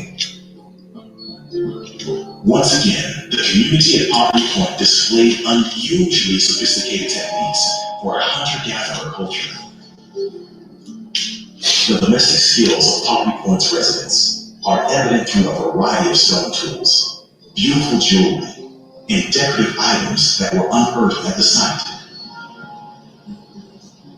Hunting tools such as spearheads and spear thrower or atlatl blades allowed people to increase the accuracy and effectiveness of their hunting techniques, while plummets or net weights would have improved their fishing capabilities. They paid special attention to detail when it came to symbolic artwork and jewelry they produced. The collections of artifacts recovered from the site include stone pendants, beads, detailed clay figurines, pipes, and decorative items. The American Indians of Northeast Louisiana displayed incredible capabilities for their time, far beyond those necessary for basic survival. Now, guys, I want you to pay attention to who they're calling the American Indians. But you know me, I always pull the truth out of these people. Okay, just listen carefully. When because they were showing in that museum, all right, they were showing this little movie and they had a little documentary. So I went, I videotaped, and you know, of course, you know, it was all good. But when I was done, I went into the lobby to look at some artifacts, and then I spoke to the woman that was in charge. And y'all just, I can't wait for y'all to hear that. Man, listen, I'm all excited again. And that was since in December 2019. All right. So let's listen. But I want you to pay attention to the complexion, okay, and the physiognomy and the physical shape of the people that they're calling American Indians, which we're looking at today, they call natives. But I'm going to again prove them wrong. From their own words, pay attention, please. They transformed Poverty Point into a rich landscape, both visually and culturally. It was for these reasons and more that in June 2014, the United Nations Educational, Scientific, and Cultural Organization's World Heritage Committee named Poverty Point to its list of World Heritage Sites. Earning this designation is an honorable achievement that not only recognizes Louisiana's strong sense of preservation, but one that indicates the cultural and historical significance of Poverty Point on a global scale. Louisiana is proud that the achievements of this ancient American Indian community have been so recognized. A number of contributing factors led to this selection of Poverty Point as a World Heritage Site. The site's hunter-gatherer society displayed a level of unprecedented cultural development, which is evident through its advanced tree network, the design of the landscape, and the construction of the monuments. The site has also been well preserved, maintained, and protected from modern intrusions and other threats. All historical aspects of Poverty Point are original works of the ancient American Indians. No reconstruction has ever taken place. This level of preservation, combined with the interpretive and educational programming that is made readily available to the public, were also driving forces behind the World Heritage selection process. Poverty Point has earned a number of national recognitions within the United States as well. The property is listed on the National Register of Historic Places and has been named a National Historic Landmark, a National Monument, and a Smithsonian affiliate. Earning such prestigious distinctions is not only recognition of Louisiana's strong sense of preservation, but a testament to the hard work and determination of the people of Northeast Louisiana. The Poverty Point Museum houses a diverse collection of exhibits, all of which showcase the unique and historical aspects of the region's American Indian culture. Get an up-close look at a comprehensive collection of native artifacts that were discovered during archaeological research. View timelines of Poverty Point's history and read in-depth informational materials that discuss the area's ancient residents in more detail. Poverty Point also contains a wealth of learning activities to enjoy, from guided hikes to hands-on workshops. Park rangers regularly host live demonstrations of ancient American Indian activities and survival techniques, including flint knapping, the natives' method of crafting stone tools, spear throwing with an paddle, and ancient cooking techniques such as using an earth oven. The park offers many ways to explore the site. Guided tram tours give a great introduction to the park. Self-guided vehicle tours are also available on the site's super-allocated trail, and visitors are welcome to request a hiking brochure to direct them on the various pathways that wind through the area.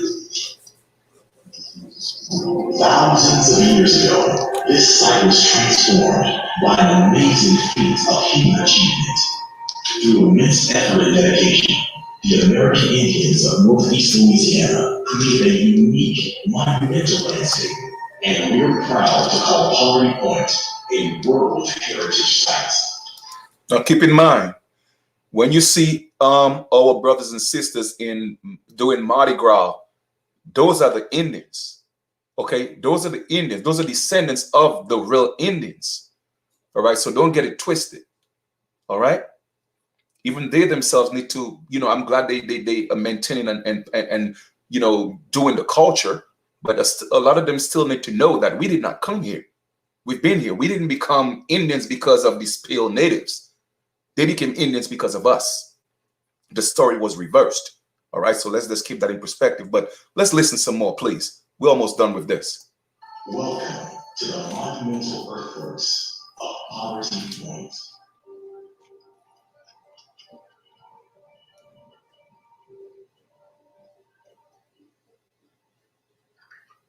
New Orleans is like, you ever seen that causeway when you're going into New Orleans off the 12? Mm-hmm. Pontchartrain. Okay. That's how far down south that's.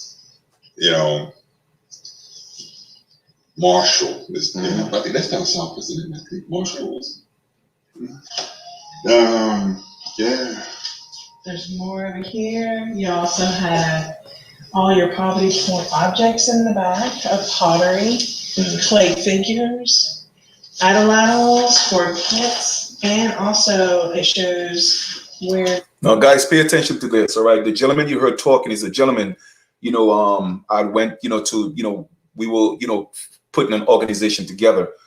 But anyway, the lady you hear talking, she was the one that's in charge that day. Now, listen to this very, very carefully, please. The actual stone came from. Yeah. So, Thank you again. Yeah. So, quick question, right? If you don't mind, right? I mean, I see they have these people here, right? Mm-hmm. If these people are not the original people, then why are they showing these people? They don't know. They don't know why. They don't know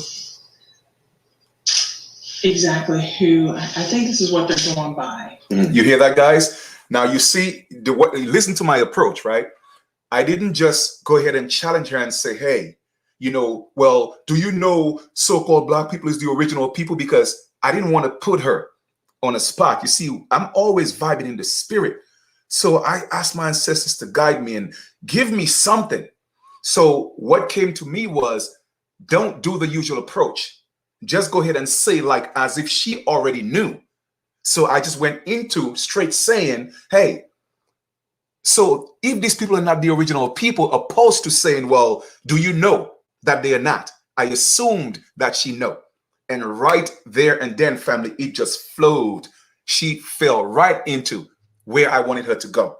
Listen again. She said, well, no, they are not. That's just what they are saying. We actually don't know. So how do you assume that's what they look like? Once again, paper genocide. Okay. And now it's done on film, video. So when your eyes are used to seeing something to replace the original, and you don't know that you're the original, what do you think is going to become your reality? All right. But let's play this again. Let's play this again. All right. Let's play it again. You don't know why. The actual stone came from. Yeah. So, Thank you again. Yeah. So, quick question, right? If you don't mind, right? I mean, I see they have these people here, right? Mm-hmm. If these people are not the original people, then why are they showing these people? They don't know. They don't know why. They don't know exactly who. I think this is what they're going by. Mm-hmm. They're not sure as far as who. So they don't know who the original people are. Correct. So if they don't know, then how do they assume that this is what they look like? Just by what they have found. I know. Because my thing is this, right? If I find like some rocks, right, and I find some artifacts, how do I determine that these people did the artifacts when the truth of the matter is I'm the original one? That's a good question. You see what I'm saying? Like, how can't you assume like, and that's my thing, because we are the original people of the land. They didn't look like this. Yeah. But for you to just say, even if you don't know, I'm going to assume that they look like this. You see what I'm saying? So I'm glad you mentioned that, because if you don't know, well, why make the assumption? And that's why I came out to see what's what, because I like to question these things, because I know my ancestors have always been here. I mean, we didn't come here, we've always been here, but yet still, when you have the museums, you show the people looking like the natives. You see, we are not natives.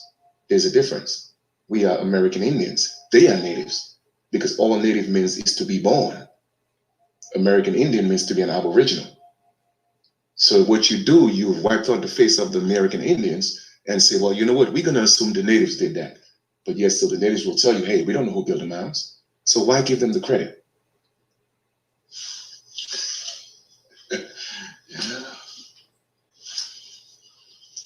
I mean, no, it's okay. You can speak up. No, we're not seeing your face. It's all right. I mean, we about, so my thing is to tell the truth. You see what I'm saying? No, it's okay. I mean, I don't want to put you on the spot. So you see, you hear that, guys? That silent is a killer. As soon as I dropped it, she ran. Didn't realize that ancestors had a speak in it. Man, y'all think Chief Kalinago is a game, huh? I don't be playing. All right. I mean, I'm not recording you though. You know what I mean? Yeah. But I get it. I get it. You can't say too much. But thanks for pointing that information out. I appreciate it. All right. But anyway, as y'all can see, man, we're at poverty point, and like we said, hey, they don't know, right? You don't know. I'm pointing out this picture right here, and the young lady that works here, she could only say so much because I could see the reaction in her face when I'm talking about it because she can't say too much. I guess she got her work and her job to protect, and I respect that. But my thing is, you heard it with her own mouth. Like, they don't know what the people look like, but based on the artifacts, you're assuming that this is what the people look like. So once again, like I keep telling y'all, as a people, we have to step up and question this. We have to question these things. We can't just allow history to be told, right, without questioning his story. Because if his story is not questioned, then it remains as truth. So we have to step to these natives and let them prove that they are who they say they are, because they are not. And that's why I like to challenge these things. And as you could hear it, I mean, I didn't want to record the young lady's face because she's working, and I don't want to get her in trouble. However, you heard it for yourself. Well, we don't know what they look like, but based on the artifacts, we assume that it's them. How can you make an assumption? Look at this right here, right? Those are rocks, right? You have clinker, you have petrified wood, you have talc, you have shale, you have channel coal, fluorite, all these different stones, right? How can you assume by looking at stones that the people, that build these mounds, they look like these people? You see what I'm saying? But once again, you heard it. Well, we don't know. We assume that this is what they look like. We can't go based on assumption, and that's what's being done to our people. All right. So I'd like to point that out. All right. All right, guys. So yeah, man, just wanted to point that out, share this with y'all. Once again, man, that's what it's all about. You feel me? Just coming on here and dropping that information. Hold on for 1 second. Going to see or you're looking. All right. And that was, like I said, 2019, you know what I mean? And I've been on the grind for a while, but people thought I was crazy, at first. But what I tell people is this: when I grew up, I was born in the islands, you know what I'm saying? And they never taught me I came from Africa. They always told us in school that we were Amerindians. You see what I'm saying? Amerindians meaning, American Indian to put together. You see what I'm saying? So I was never taught that. So when I came into the United States, and of course I started teaching about, talking to fathers, because I've been on YouTube from the beginning, talking to fathers about being good fathers and all that. As a young man growing up with both parents, I saw the difference, in young men growing up with both parents. So I started talking to doing videos talking about fathers and what was going on with relationships when it comes to having a child. If the mother and father wasn't together, what the mother would do to be vindictive. And I did protests at the courts downtown Brooklyn. I've been on the grind, you know what I mean?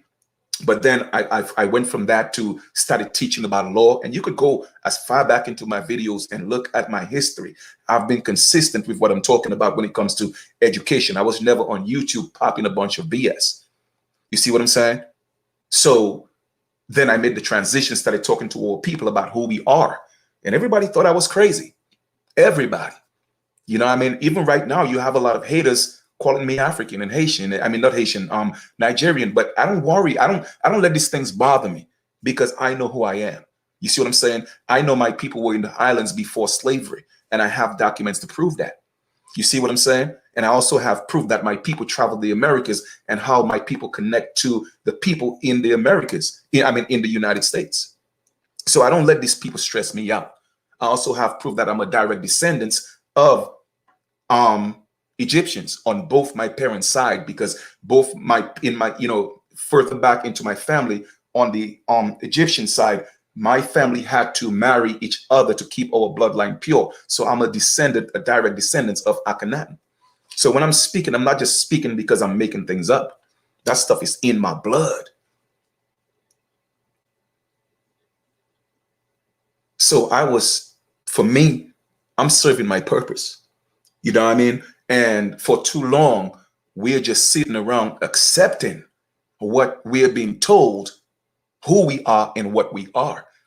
And the sad thing about it, we have all these educated fools out here, all right, promoting these lies to our people for financial gain. Because to be black is all commercial, okay? To be black is all commercial. It is just for commercial purposes. You did. But my people perish for the lack of knowledge, especially when everything is by design. Okay, the legal system is for profit. Okay, putting people in jail is for profit. All right, that's all for profit. Why do you think it's important to have our young men and women have police records before the 2021? Because if you have a record, they could put you in a status of solicitor motus, take away your civil rights, which I've shown that a few times. But once again, you know me, right? Even if I've shown it a million times, repetition is the key. So let us go into that real quick. All right. And let me just share it with you real quick, because I've done it before, but I like to, I like repetition. Okay. Let me just go here. So I'm going to show it to you in Black's Law Dictionary. Give me 1 second. I'm going to show it to you in Black's Law, and I'm also going to pull that up. Where are we at? Give me 1 second, please. Right here. And I'm going to pull up another one real quick. Let me go to Google. I wonder if Chief Holiday is still on. I wonder. I'm not sure. Let me see. Black means dead in law.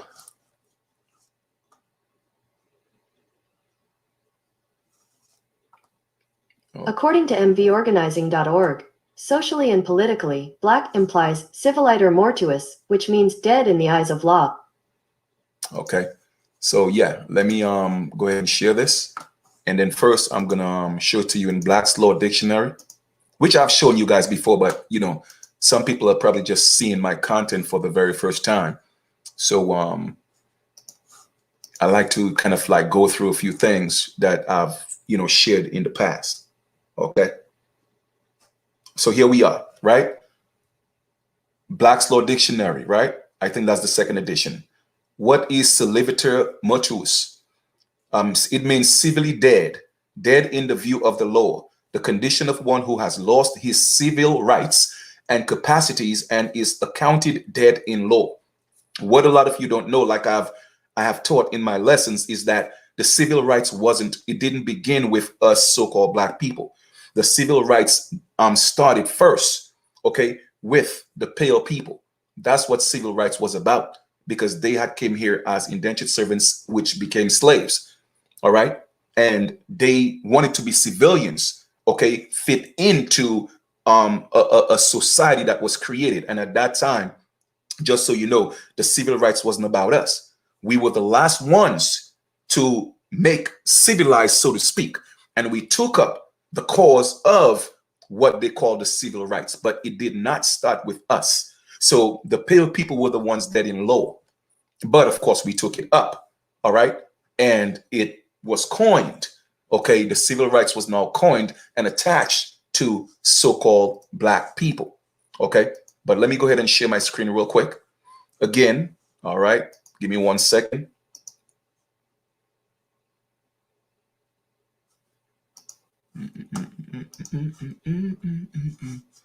And then I will conclude. Like I said, I'm not sure. I wanted to see if Chief Holiday is on, but I don't think he is. I think he just kind of popped up and, just to say what's up. All right. So let us go ahead and check this out. Now, when I ask Google that question, why is Google saying this? Black means dead in law. According to mvorganizing.org, socially and politically, black implies civiliter mortuus, which means dead in the eyes of law. Exactly. So my people, you are not going to jail. The police, they're not doing what they're doing to you because your skin is black. No, they are doing this to you because you don't exist. You don't get reparations because you don't exist. Okay, you are dead in the eyes of the law. How can you kill somebody who's already dead?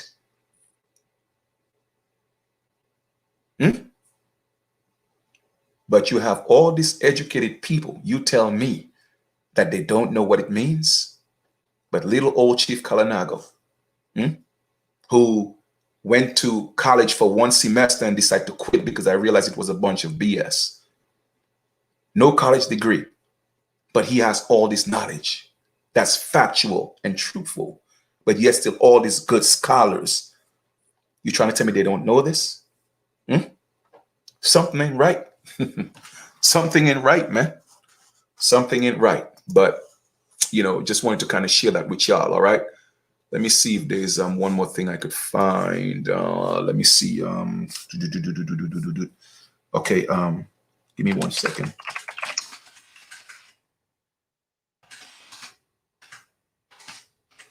Give me 1 second here, guys. Let me see if I could pull up something for y'all real quick before I get out of here.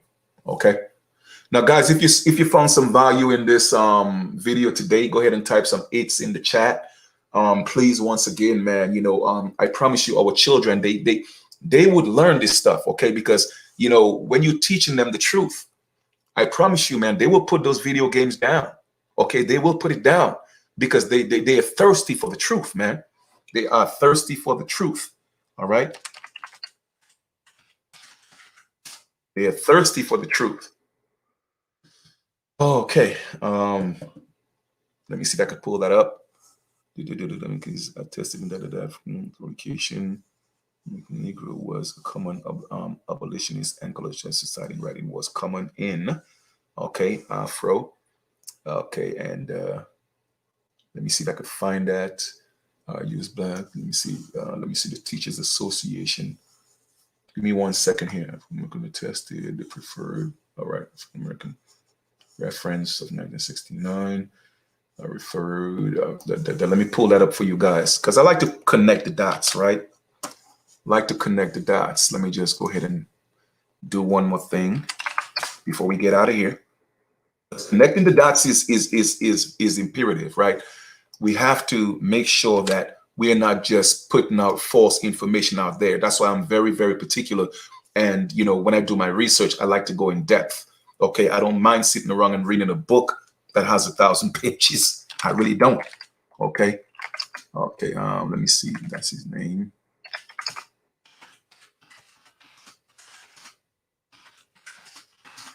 Let's see. Boom. Let me see. Further push. The organization is founded in time to broader employment opportunities. Let me see. TBC was the. All right, now increasing that.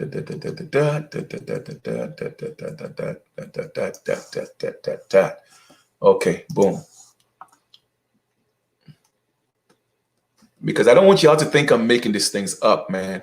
You know, I don't want you guys to think I'm making it up. So let me pull something here from you guys. All right.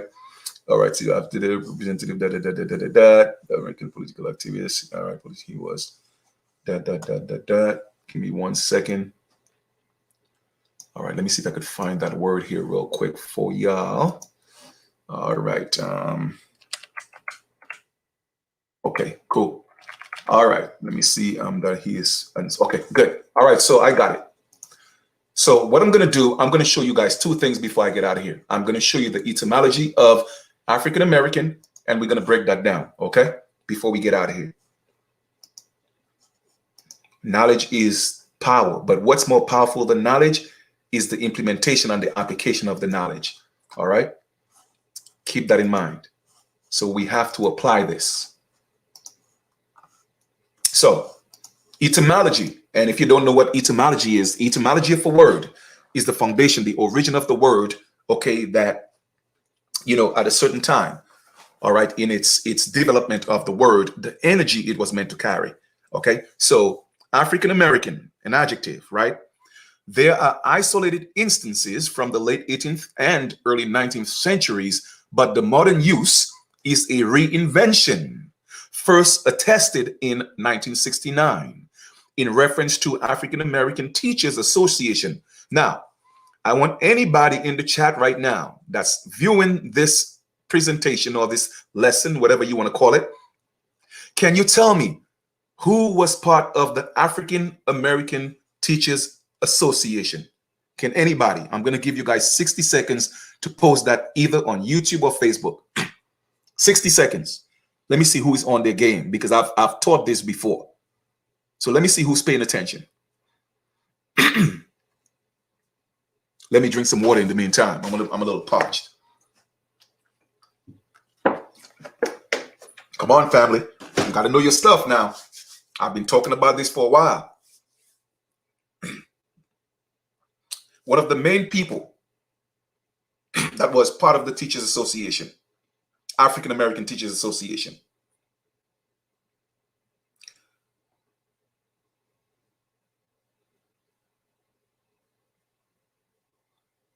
Okay, all right. So maybe you guys don't know. So Jesse Jackson, okay? Jesse Jackson was also part of the African American Association. So let's read again. Okay, African American, the adjective. There are isolated instances from the late 18th and 19th centuries, but the modern use is a reinvention, okay? First attested in 1969 in reference to African American Teachers Association, which became what? The preferred term in some circles for U.S. Black. Very, very important for U.S. Black. Because, again, in the islands, we were not called African Americans. I want you to know this. That was only coined and attested to U.S. Black. It's a noun in noun or in its adjective context by the late 1890s. See African plus American. Okay? Roots of Afro-American is now very commonly used in what? Negro press. Afro-American is attested in 1853 in Freeman's publication in Canada. Afro-American, 1817 as a noun, 1826 as an adjective was common in the abolitionist and what? Colonization Society writings. Now, who created the colony of Liberia? The Colonization Society. So don't you think Jesse Jackson know about these things? Because guess who created the African American Teachers Association, the Colonization Society? They were all affiliated. So now you see, when you put 2 and 2 together, okay, you could fit the puzzle. You could put the puzzle together. Okay? Now, let me see here for 1 second. I wonder if... So I'm going to stop sharing this. African American term. Okay? It just became a preferred term. A preferred term, okay, for so-called blacks in the U.S. Now, let me stop sharing that. And let's just go do a little background search. Not background search, but a little bit of Wikipedia search. We don't have to go too far, all right, to learn a little something about Jesse Jackson. So let me ask you a question. Remember I showed you all the document, House Resolution 331, right? Which talks about the United States obligation to deal with us from a government-to-government basis. That came out in, I think, in September of 1988. September or October. I just did the lecture a few days ago. Why that same year? Okay. A little after that, I think 2 months after, Jesse Jackson was put on the scene to call us African Americans. But let's do a little bit of reading about Jesse Jackson. Okay. Particularly when they tell you that he's Cherokee as well. Okay. But let me give y'all a little secret when you when you're going through documents and you want to look up certain words, okay? In the top of your screen, there are normally 3 little dots, okay? Normally it's next to your icon, whether you have a picture or whatever the case may be, right?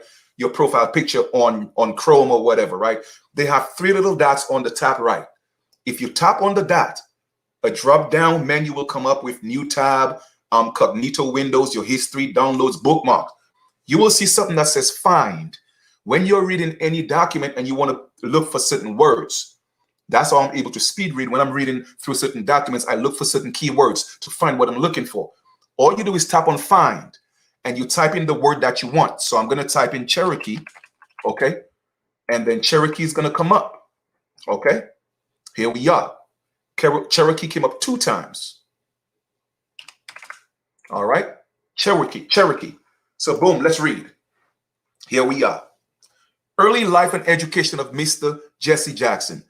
Jackson was born in Cleveland, South Carolina to Helen Burns, 1924 to 2015, a 16-year-old high school student and her 33-year-old old married neighbor. Okay. Noah Lewis Robinson, 1908 to 1997. His ancestry includes Cherokee, enslaved African Americans, Irish planters, and Confederate sheriff. Now, the Confederates were not so-called pale people. The Confederates were indigenous people, and the Confederate flag belonged to us. It was taken away from us to mean something else. Let me ask you a question. Why isn't Jesse Jackson talking about his Aboriginal ancestry? Why everything is black, black, black, black, black? Okay? Why is that? You see, family? So we have to be mindful of those things, man. We got to be mindful of that. We have to be. I just wanted to kind of show you that because he was the one that was put on the scene in 1988 to say that we are African Americans. Okay? So I just want to kind of like conclude with this. And I hope you guys found some value in this presentation. Okay? And that's it. All right. I appreciate, love you guys. Once again, go to the website. Here we go. And I have a lot of information on here. And just appreciate you guys for being here. Thank you. All I'm asking is share this information with your children.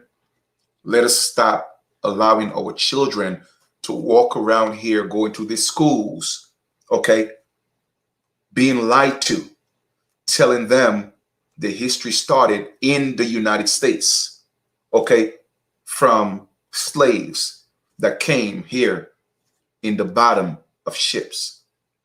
Let us stop teaching our children that.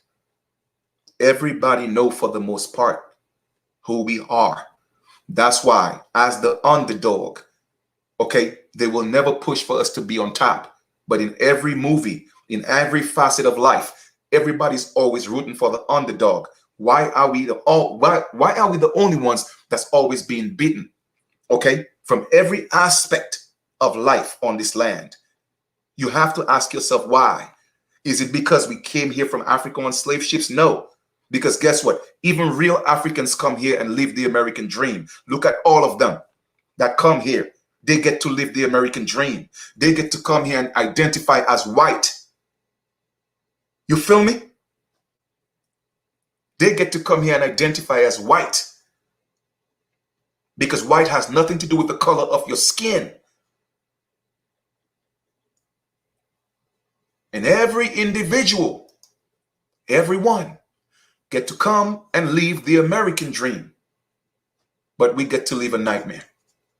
Give me 1 second. Because every time I say I'm done, something come to mind. And I gotta, let me see, give me 1 second here real quick. Let me see if I can pull this up real quick. All righty. Boom, boom, boom, boom, boom. I know I got it somewhere. I know I got it somewhere. I got it in here. I got it in here. Looking for you. Here we go. All right. Which I've shown this before, but I know there are a lot of people that's seen my, my work, I'm saying, for the very first time. So I like to go back and just kind of touch a little bit of some of the things that I've shown. But since I mentioned stuff about, Africans and even a lot of black so-called Europeans, they come here and they are labeled white. There's a reason for that. Okay, so let me just share this one time, and that would be literally the encore. This would be the encore. Okay, I'm not done yet. I'm not done yet. Let me just give y'all the encore on that. And I've already shown this, like I said, but I'm going to show it again.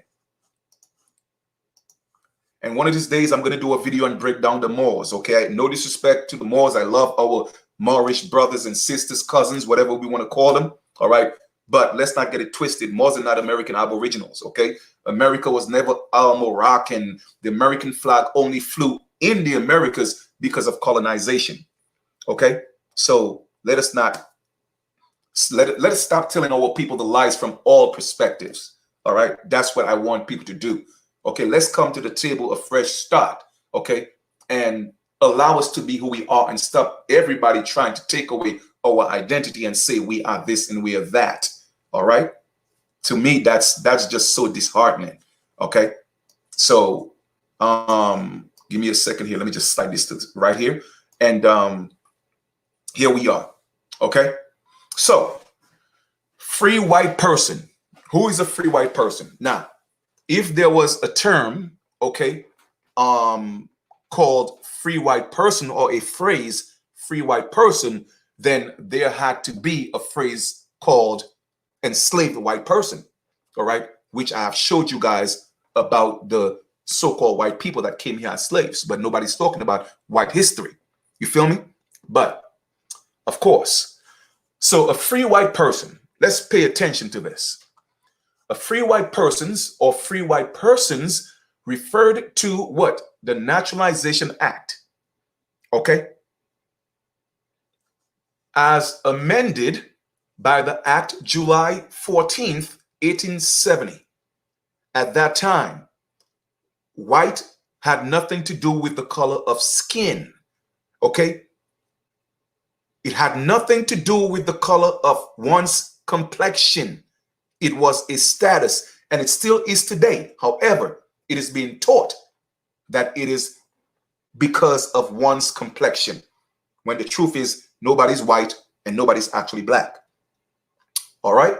So free white person, a free white persons or free white persons referred to in the Naturalization Act as amended by Act by July 14th, 1870, has meaning naturally given to it when first used 1 Stat 103 C3, meaning all persons belonging to the Europe races, then commonly counted as white, and their descendants, including such descendants in other countries to which they have emigrated. Pay attention, okay? I'm going to read that again. Free white persons opposed to enslaved white persons, okay? Referred to in the Naturalization Act as amended by Act July 14th, 1870, has meaning naturally to it when first used in 1 Stat 103 C-3, meaning all persons belonging to the European races, then commonly counted as white, and their descendants, including such descendants in other countries to which they have emigrated. Those were free white persons. Also, the enslaved white people are still their people, but they were just enslaved. In other words, they were considered the criminals, the vagabonds, the have-nots, etc., etc. Okay? Now, it includes all European Jews, white person, okay? Whether it be free or enslaved, okay? More or less intermixed with people of Celtic, Scandinavian, Teutonic, Iberian, Latin, Greek, and Slavic descendant. It includes Magyars, Lapps, and Finns, and the Basque and the Albanians. It gets better. It includes the mixture, the mixed Latin, Celtic, Iberian, and Moorish inhabitants of Spain and Portugal. When did the Moors lose their reign in Spain? In 1492. When did Christopher supposedly discover America? In 1492. You put 2 and 2 together. Okay? The Moors were part of the colonizers that came here to colonize American Aborigines.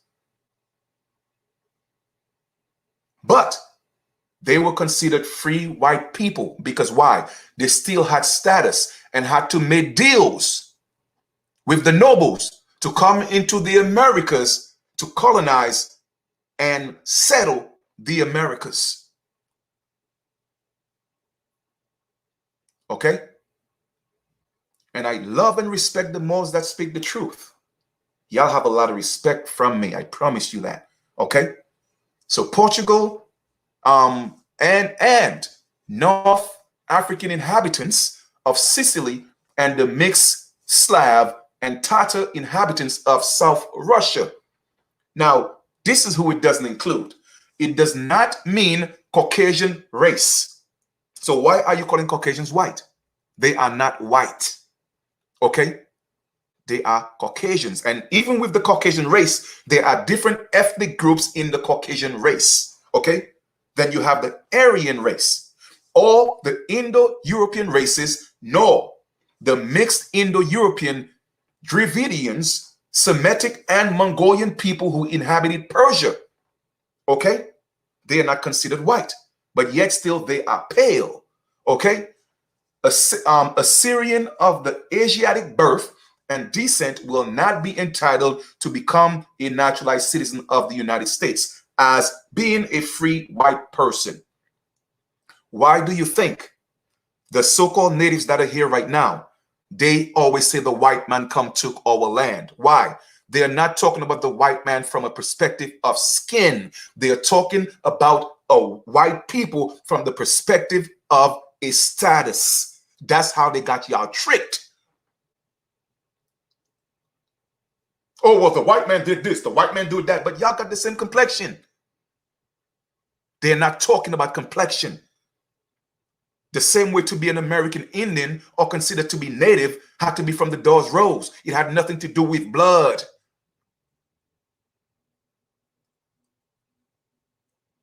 So now you know who the real white people are.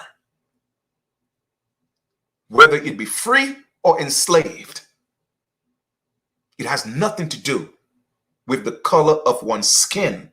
It became that because they wanted to fit into that society, okay, of white men in status that came here. Go ask any one of my Moorish brothers and sisters who want to speak the truth. They will tell you the truth.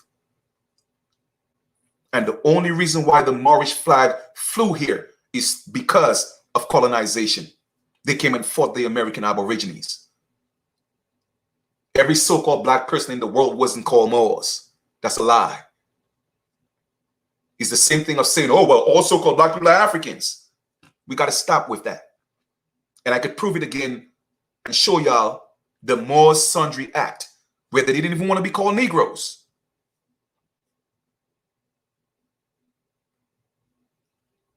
But yet still we had the Negro de Terra, which was the American Aborigines, and the Negro de Guinea was Africans. Okay, so stop allowing people to play these games with y'all, man. Stop allowing them. If you don't know, then you don't know. But you take your time and learn the information and stop being confused by people that sound good and sound like they're telling the truth. Because they give you some of the truth, partial truth. All right? So step up and get the respect that they owe to us. Every settler, every colonizer, they owe us that respect. And if we don't step up, then what happens to us is our fault. We cannot blame nobody else. If you want to continue to walk around here calling yourself African Americans and black people, that's on you. That's on you. But they say when you know better, you're supposed to do better. And that's why I'm teaching you better. It is really that simple. All right? So once again, go to the website, show your love, support, and Chief Kalinago always dropping information. You do what you want with it. But now you know. Y'all have a great continuation, and I love y'all. Take care. And before I get out of here, I just want to say this, okay? I have to make my disclaimer again. This is not about putting anybody down, but this is about uplifting us. We have been put down for too long. And the funny thing is, everybody know the truth except us. Even the ones who look like us, they know the truth and they will not tell it. And that's the problem. It's about time we step up. Now, a lot of people that look like us may step up and say, hey, I'm American Aborigines. How can we tell? I don't know. You see what I'm saying? But the point is, we have to stand up as who we are. We have to bring back our title as Aboriginal American or American Aboriginals, just like the Australian. That's who we are. And they have to get rid of that word Aboriginal and just use Indians and slowly but surely fading the Indian out. Save the man, but kill the Indian. To a point where if our ancestors, I'm talking about a few generations back, if you ever told your children that they were Indian, they would jail you or kill you. That's why our ancestors had to say what? Our great-grandparents had to say what? Well, baby, you have a little bit of Indian in you. That is the Little Red Riding Hood story, the breadcrumbs, okay? She had to get the breadcrumbs to go back home. You feel me? Okay? That was the breadcrumb. Baby, you have a little bit of Indian in you. That was the breadcrumb, family. So don't let anybody fool you. Don't let anybody fool you. Okay? Don't let them fool you. You did.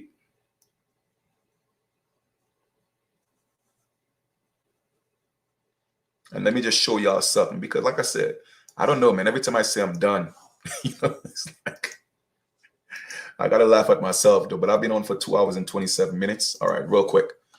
When they speak of the red fox, right? Because they talk about the red Indians, right? You think about the color red, right?